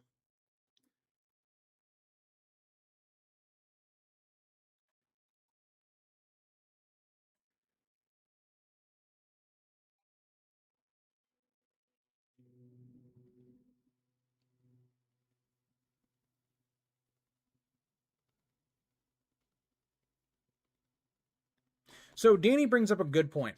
A lot of the casual fans are getting bored with the lack of battles, and the writing isn't engaging to hold their interest. So this can be reflected in the ratings that all of the episodes have gotten. The episodes with battles or fan service payoff moments, like episode 2, have been rated fairly well. The episodes with none of that, where it's just straight setup, kind of your more middle ground episodes, all have rated more on the like average to poorer side. And why is that? Why is it that a show that is based upon dialogue and setup and characters growing, having its worst episodes be those episodes. And this isn't anything necessarily new. Game of Thrones had this problem as well. But when you have no substance in your dialogue and your characters, and all that your show has is spectacle and fan service, that's why this feels so long. Like, why do, the episodes between episode 2 and like episode 7 feel like it took forever for the casual audience? When we used to go back to season 1 and 2 of Game of Thrones, we didn't get a battle till we were 19 episodes into the series. Because the difference in writing quality. Whereas you can watch the early seasons of Game of Thrones that are heavily dialogue and go, man, I really love these characters. I really love the story that's being told. House of the Dragon doesn't have that. It doesn't have a compelling story. It doesn't have compelling characters. So, I don't know.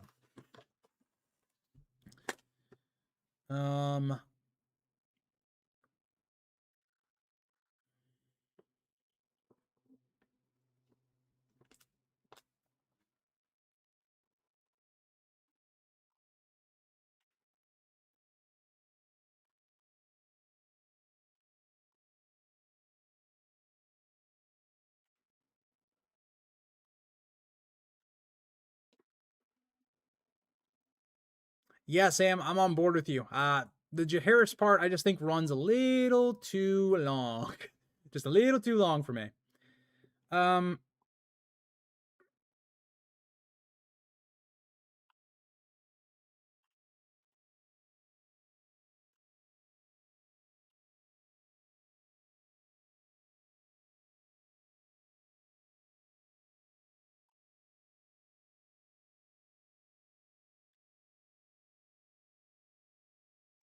Sorry, guys. I'm just trying to read chat. You guys are like going at each other a little bit, or you're like saying stuff to each other. Where do you think the show will end? So I don't really want to go into spoilers, and I know a lot of people ask me this, NL, so this probably won't satisfy you, but I think the best way to look at House of the Dragon is the show is not going to end like the book does, and I don't think we're going to get very far into like what you're alluding to. Ryan Condal has publicly stated the show will end with Rhaenyra and Alicent's stories. Like they're finished, their characters, however that may be. And so, again, I wouldn't use the books to predict things because the books really don't matter at this point. Like it's impossible to follow the story based off of the book ending. But I would be expecting that the story will finish with those characters and maybe we'll get a little bit further if you look at where the dance ends, I guess.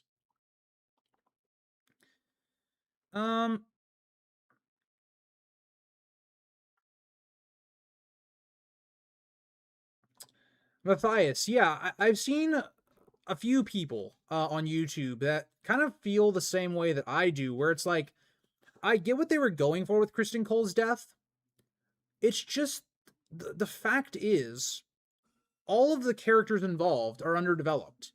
The characters that are representing the Riverlands have almost no characterization at all. Why should we care about these people? Like Roddy the Ruin. In the show, he's not a character. He's just, he's this Northernman guy. Most people think he's a Stark. Black Aly, she looks cool. I don't think anybody that's watching the show that hasn't read the book knows her name. We have no investment with any of these characters. And with Criston Cole's death, it feels like there's an element that's just missing there. That this should be this death that completely is massive. This show, I don't know. I don't even know what to say. I don't know what series said, so I'm assuming Matthew banned him, which, fair to it. I was kind of getting annoyed reading his comments because, well, to be fair, Matthew says I was calling his comments stupid, which I was. I was calling his comments stupid, but I was also calling him stupid as well. Like, some of the things you're saying is just like, brother. Like, if you disagree with my opinions, then like, say why you liked the show, right? Like, totally fair. Like, I've had multiple people that have come into my reviews and say they really liked the episodes, and that's totally fine. That's a positive way to, like, let's start a dialogue. The way to not start a dialogue is to come into a stream and just start basically making assumptions and insulting people. I'm not going to take your opinion seriously because you obviously have no brain cells to talk to another person like they're a human being. Make sense? Makes sense. That is the bare minimum of our existence, is that we should all treat each other with some amount of respect. I think that's pretty fair. But House of the Dragon has a interesting fan base. All I can say is I've seen Becky Does Blogs comments. I've seen things that she's put on Instagram. And some of you, not my channel. My channel's great. You guys are fantastic. But some people in this House of the Dragon community is, yeah, he just got some problems. Junk says this season was supposed to be all gas and it's just been stretched out. The bad changes to Nettles, Alicent, and the jetpack fast traveling stands out more for it. Yeah, agreed. Especially when you're building out and you're saying to the public that this season's going to be the craziest thing ever. It's going to be the war has finally happened. But in reality, the war happened in episode 1, and then it's been a lot of filler for the most part.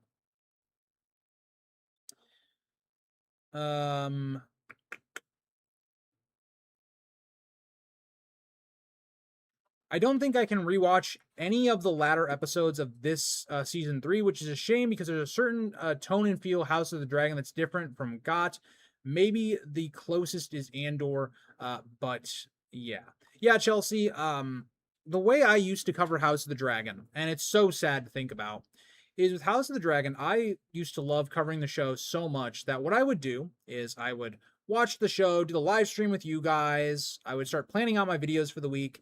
And then the next day, I would rewatch the episode and I would take notes. And back then, I had a much smaller audience, of course. So I could, interact with chat while also doing a scene by scene analysis. I just can't do that anymore. Like, if I want to interact with chat and interact with my community, I can't do that. Like, I just can't. But those were always awesome, and now it's just, I don't take notes for the streams after the episodes. I don't really care that much. I don't rewatch the episodes anymore. I mean, I technically do while like doing clips or whatever, but not really. So yeah, I don't know.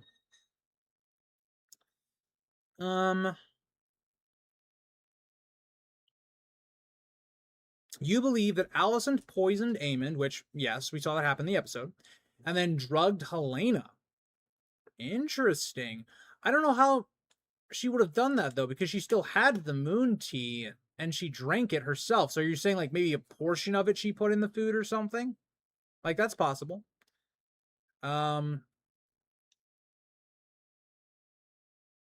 So Lady Forlorn, I actually disagree. The episode that I don't like in the first 5 of season 1 is actually episode 3, I believe.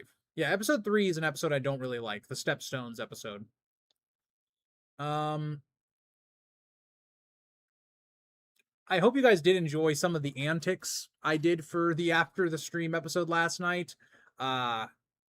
Yeah, I very much more go into the Grease the Cruel persona in those streams than I do these. These are more like, I'm just like, we're back to just it's just Eric, just those streams. Sometimes we get a little wacky.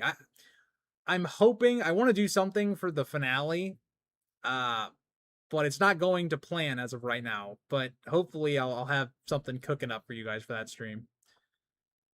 But yeah, at this point, Lady Forlorn, House of the Dragon to me is cooked. I'd like it to get better at the very least, but I don't think it's.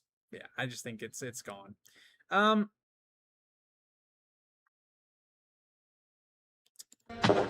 Lannisters send their regards. Cornelius says, Tywin's death on the toilet was more impactful than Cole's death. I thought it would mean more, but it didn't. Well, okay, so that's a tough one. Like, Tywin is one of the most iconic characters ever. So his death versus like Criston Cole's death it's an interesting comparison though, because in the book, Tywin's death is also supposed to feel like Criston Cole's, where here's this great man, Tywin Lannister. and he dies on the toilet in one of the most maybe humiliating ways you could die, killed by your own son, with also you who had preached, oh, don't sleep with sex workers, and here you have a sex worker that was literally sleeping with your son in the other room. So yeah, I kind of get what you're meaning, but like, yeah, we're supposed to look at Tywin's death as pitiful, and they knocked that out of the park, I do think, in the show. But with Cole's death, you don't really get the sense of what you're supposed to, where it's like a massive plot death, but it just doesn't feel like it hits the way it should. I get. So I think that is a very insightful comment. I never thought about it that way. But thank you for the super chat, Cornelius, and yeah, appreciate you.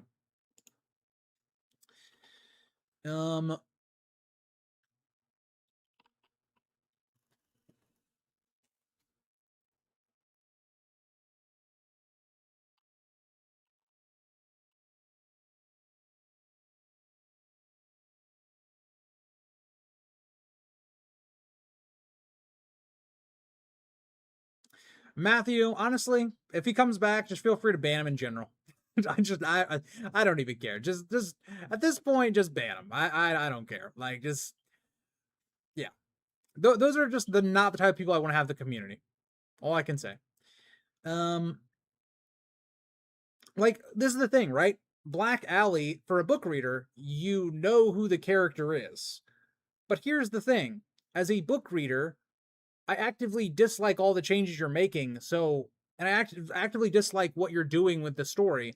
So, throwing in Black Alley with no development at all, it's like, why would I care? I don't know. Will we ever see Alfred Broom again? Who knows? I mean, I would assume so in season 4, but I have no idea. We're still looking for a certain Kingsguard member all the way back in season 1 that left and never came back, so I don't know. Yeah, this is the thing that really frustrates me, Go Jetto, is whenever I critique the show, this isn't all the time, but I would say 95% of the time, people don't like defend the show. They don't actually like say, oh, well, okay, you disagree with me on, let's use an example. You disagree with me on Alicent's storyline at Harrenhal, right? You would think naturally the response would be, well, you know what? Actually, I liked Alicent in her storyline because it helped to develop Aemon's storyline of him, losing trust in everyone outside of Alice and becoming more ingrained with her and exploring his mother issues that he's had going back to season 1. And that's why personally I enjoyed it. Like, that was my attempt to do an argument for why somebody might disagree with me on that. It's never like that. The argument is always, you're an idiot, you don't understand the show, you're a grifter. I love that one. Every time I see that comment, which is hilarious because I had multiple people, somebody put this on a live stream like comment afterwards, and I had like 6 people just calling them a moron, which I thought was funny. But it's like, brothers, I have an entire A Song of Ice and Fire setup. I literally have, you guys don't see it, but I literally have a map of Westeros as a rug that's underneath my recording chair. Brothers in Christ, I'm not a grifter. Like, I don't even know. Yeah, Mr. Theron this season does continue to disappoint. I would agree. This is the thing. After episode 5, a bit of hope like sprung into my heart. Like, I was pretty sure like this show, it wouldn't recover for me like after the first few episodes of season 3, and then episode 5 came, and there was a little bit there, and I was like, okay, I can see a path. There's like a 5 to 10% chance. I was like, oh, maybe. My head was telling me no. My heart was telling me yes. There's a chance. And then it came back with 2 of the worst episodes of the show. So I don't know. Yeah, Sam, this is another interesting thing. People always tell me, oh, you shouldn't watch the show because you don't like it. Why are you watching my video if you don't like my opinion? Just very weird. Very, very weird.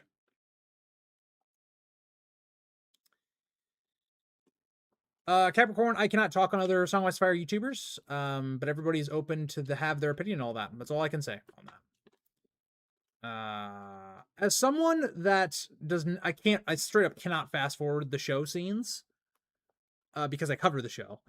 I do not blame you for just skipping through certain plot lines. If I was not covering the show, I genuinely might just go, Allison's on screen, skip.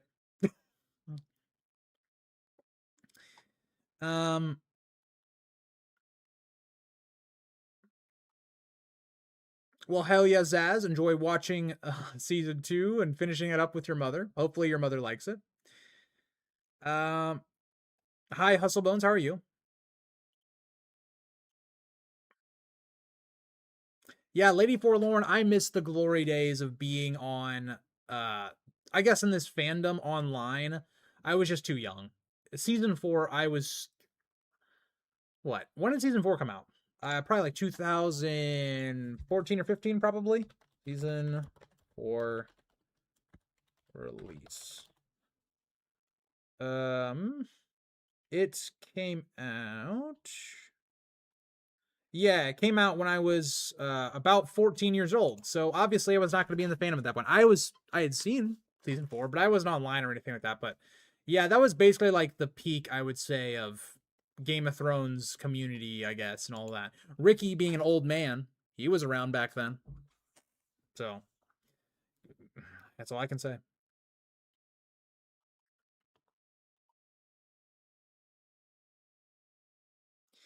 Yeah, Alexander, again, with the Rhaenyra Mysaria thing, it just feels like it was forced in there.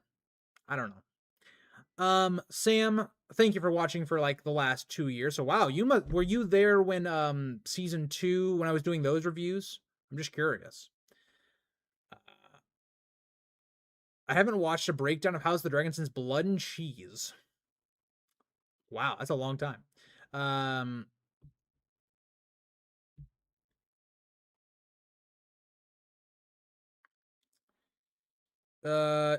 Junk says lots of the A Song of Ice Fire YouTubers do like it because there's barely any new A Song of Ice Fire material put out, and the world is better when you focus on positives, not negatives.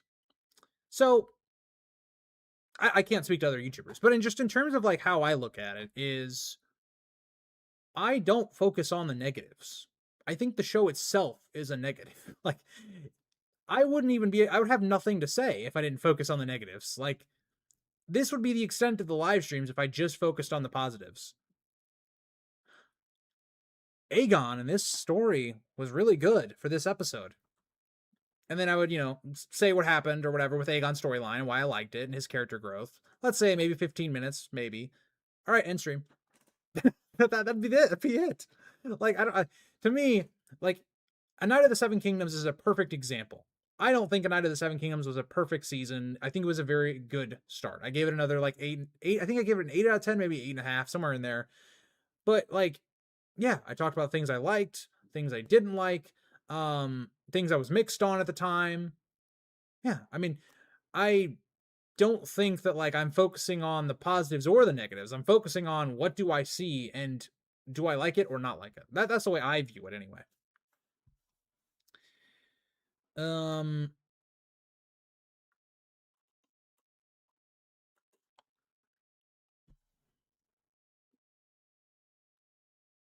Oh, you mean the breakdowns after the episode by the showrunners? Yeah.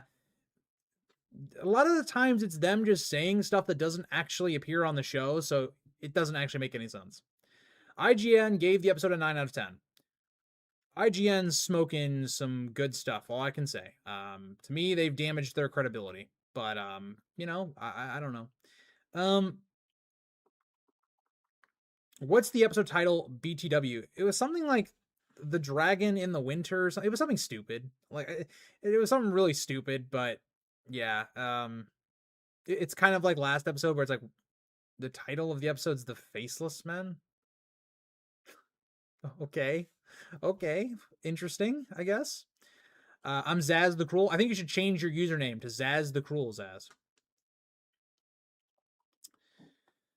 Hustlebones, I definitely can understand that of like season 1 not thinking it was that good. I think it has its flaws, and like what you mentioned, the time jump There were obvious problems in season one. Season one is not a perfect season by any means. I do like season one, but it did have problems.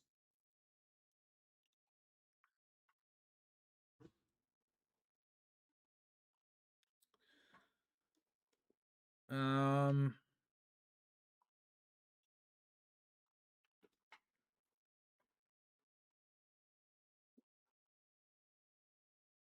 Absolute Real Cinema says, I thought season one was mostly improved with every episode peaking at episodes 7 and 8. Yeah, I think those are the best episodes of season one. I think the Driftmark episode and then Viserys' big episode in episode 8 were the highlights. I don't know if I'd say that the show got better every episode, though. Like, I think episode 6 is kind of a weaker episode because it comes right after the time skip. I think that I like season one, episode 1 and 2. I like both the first two episodes more than I like episode 3. I like episode 4. I like episode 5. I really like the first 5 episodes of the show more than the back 5 episodes. Um,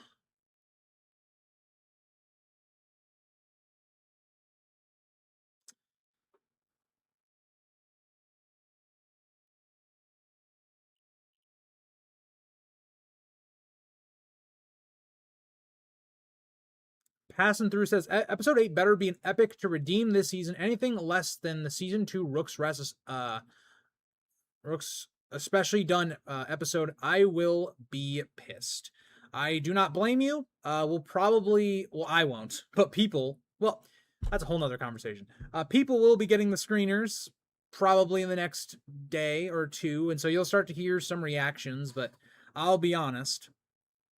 Every episode, the people that get screeners, not everyone, but most people, go, oh, best episode ever, guys. And they've been saying that for literally the last 5 episodes.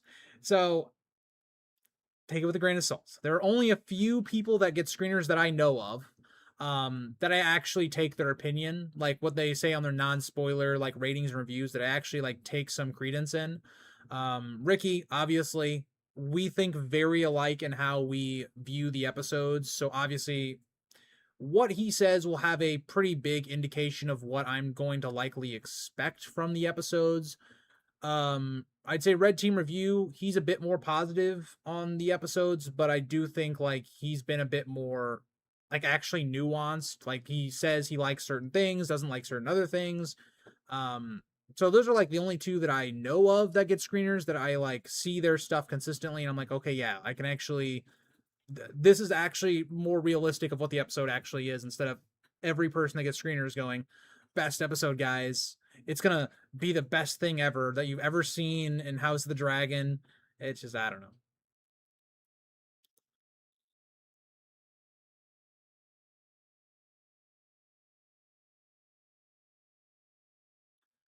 Go Jetto, I agree.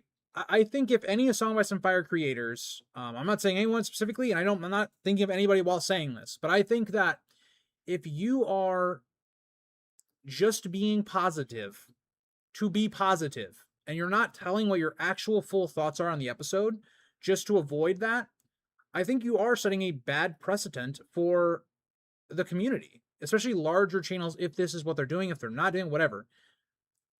Just in general. Because for one, you're not being transparent to your audience. And two, you're setting up this idea that, oh, now when all of the smaller creators that have actual issues with the episodes, they're viewed as haters and all this stuff because all the big YouTubers that everybody watches, they're not willing to go there. Now, again, I don't know if that's the case. If that is the case, that is what I'm saying. But I don't know that. I am not implying that. But I agree with you, Gojetta, on that idea. Um,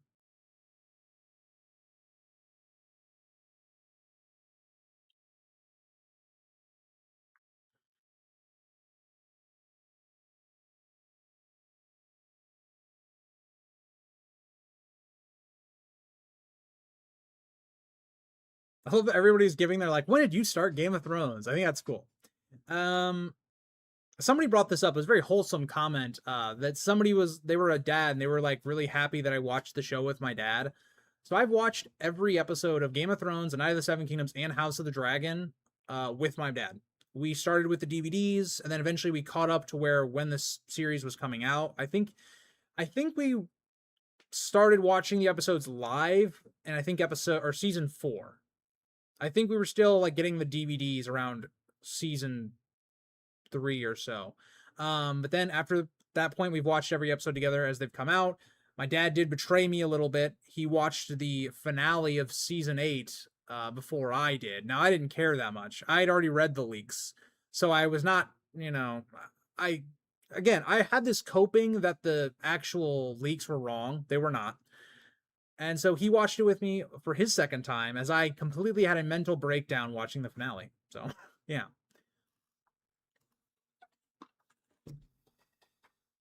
Um,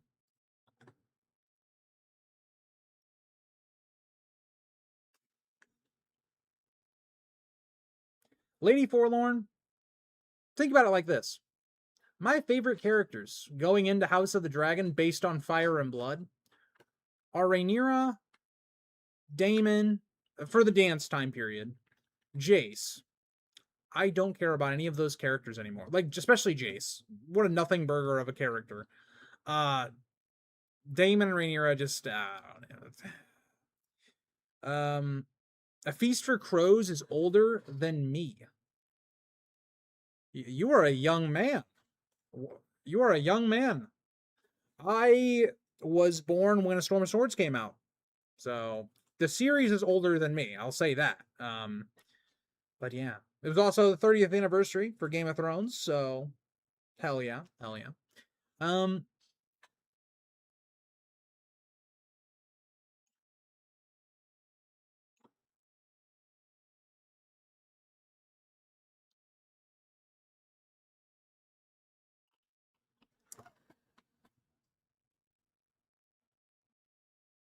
Yeah, Mr. Theron, that is also another thing. I think season 1 had a lot more leeway because of how difficult that first season was to write. In terms of the time skips, in terms of getting to the start of the dance by the end of the season, I pitied, not pity that, like, I pity them having to try and do that. In 10 episodes, it was far too much content to stack into it. It needed 12 episodes. So obviously, we gave a lot more leeway to it. But season 2 is where that kind of flipped because season 2 should have been so much easier to write than season 1.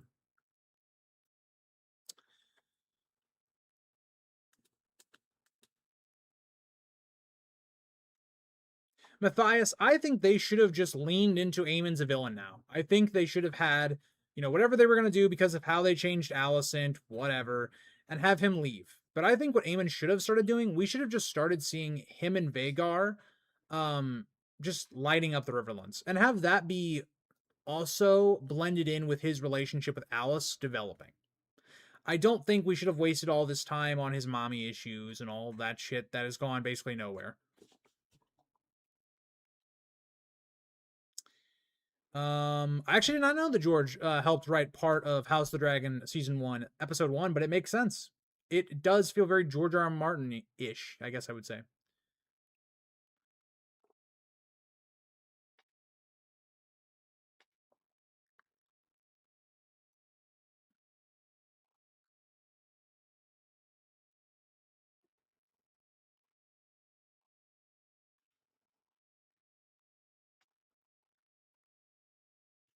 I'll say this, Alexander. I'll say this.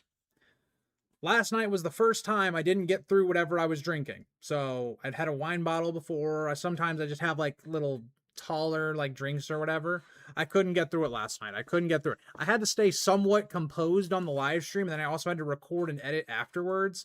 But yeah, I think we're good on the wine. I think we're good. Um Matthias, that's a good point about the sound design for Sunfire alongside of Aegon. I think that's another positive as well about that scene.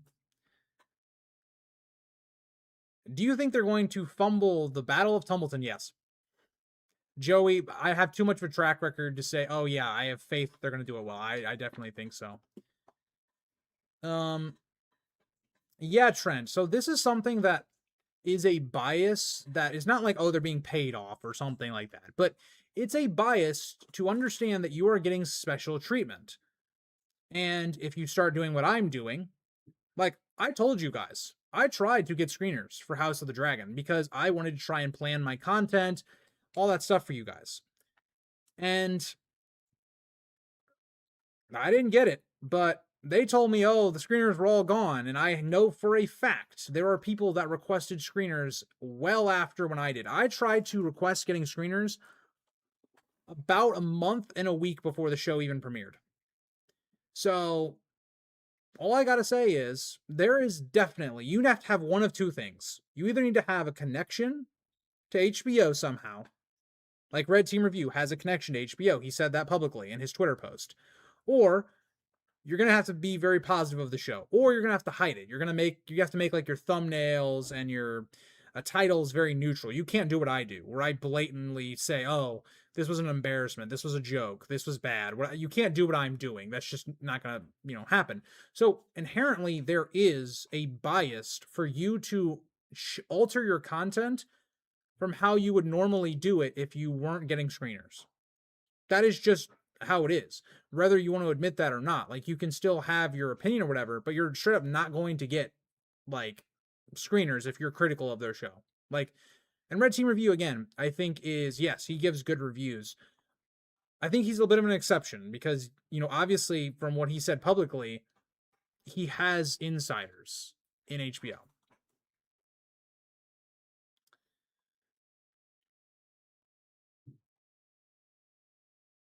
I am super excited for Dune Part 3 as well, Jack.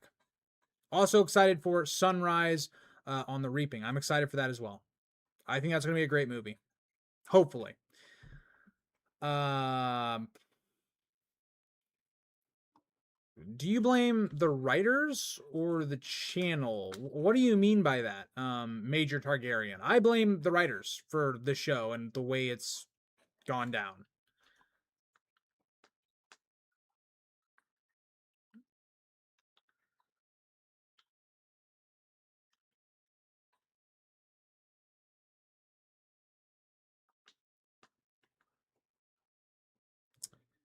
What are they doing with Vhagar? I have no idea.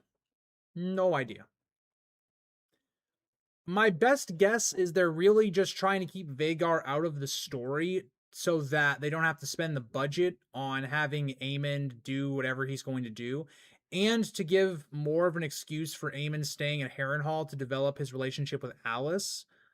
But it just invites plot holes. So I don't know. Like, we're gonna have to see. I would be shocked if we don't see Vhagar in the last episode. I'd be shocked if there isn't something with Vhagar and Aemond reuniting.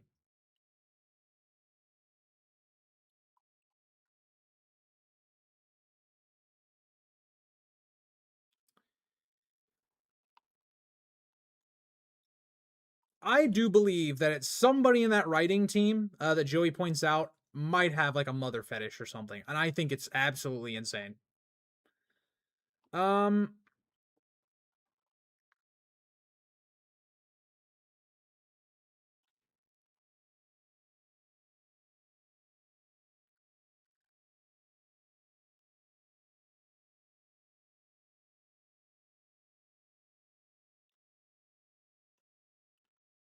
yeah, passing through. I don't think I've given any episode a 10 out of 10 for House of the Dragon. I think I might have given.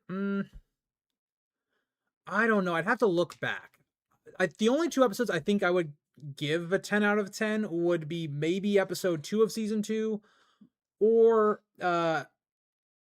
see, I don't think I did. Because I even remember back when I was covering season 1 that even in episode 8 I loved that episode, but even I was like, what? Viserys is like, the whole like back ending part of that episode I did not like. So I don't think there's any episode I've probably given a 10. There's probably a lot of 9s, maybe not a lot. There's probably like 4 9 out of 10s I've probably given in the first 2 seasons. But Efren said, have you read any books by George R. R. Martin other than A Song of Ice and Fire? I have not. I've been told a lot of great things about his other works, so I may have to get into them at some point.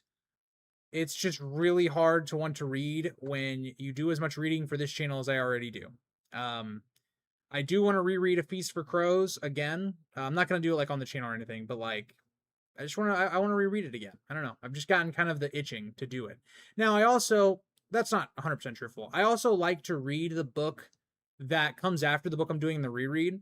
So, when I'm covering A Storm of Swords, I have in mind, oh, this is what happens in Feast for Crows. Let me get like caught back up, remember what happened. So, yeah.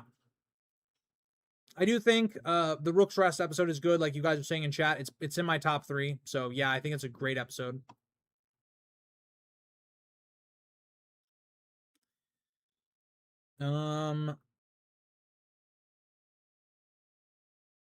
Just as a suggestion, but I remove the sound from your super chat animation. It's pretty jarring and distracting when it pops up. I will consider it. I like having the sound because, for one, I don't want to miss your super chats. And it's a great way of just, alerting me, oh, I got a super chat. And also, I want, like, the person that super chatted, they are spending real money to, get their little spotlight, to have their chat have a lot of attention brought to it. So, yeah, I'll think about it though. Like I could just do something where the audio doesn't play and it just pops up on screen. I will consider it. I'd love to know what you guys think about that, just generally in chat. Do you watch the behind the scenes stuff of House of the Dragon? Because the inside video of the recent episode doesn't do the writer and director any favors. Yes, Alexander, I'm assuming you are referencing the quote I read earlier about how they said they went away from the book and they think they improved it. I don't watch any of that stuff. I don't watch interviews by the directors or the actors, any of that stuff, unless I just see like it quoted or something on Twitter. I just think the people behind House of the Dragon have just proven to me they're just incompetent. So I don't think watching that stuff matters.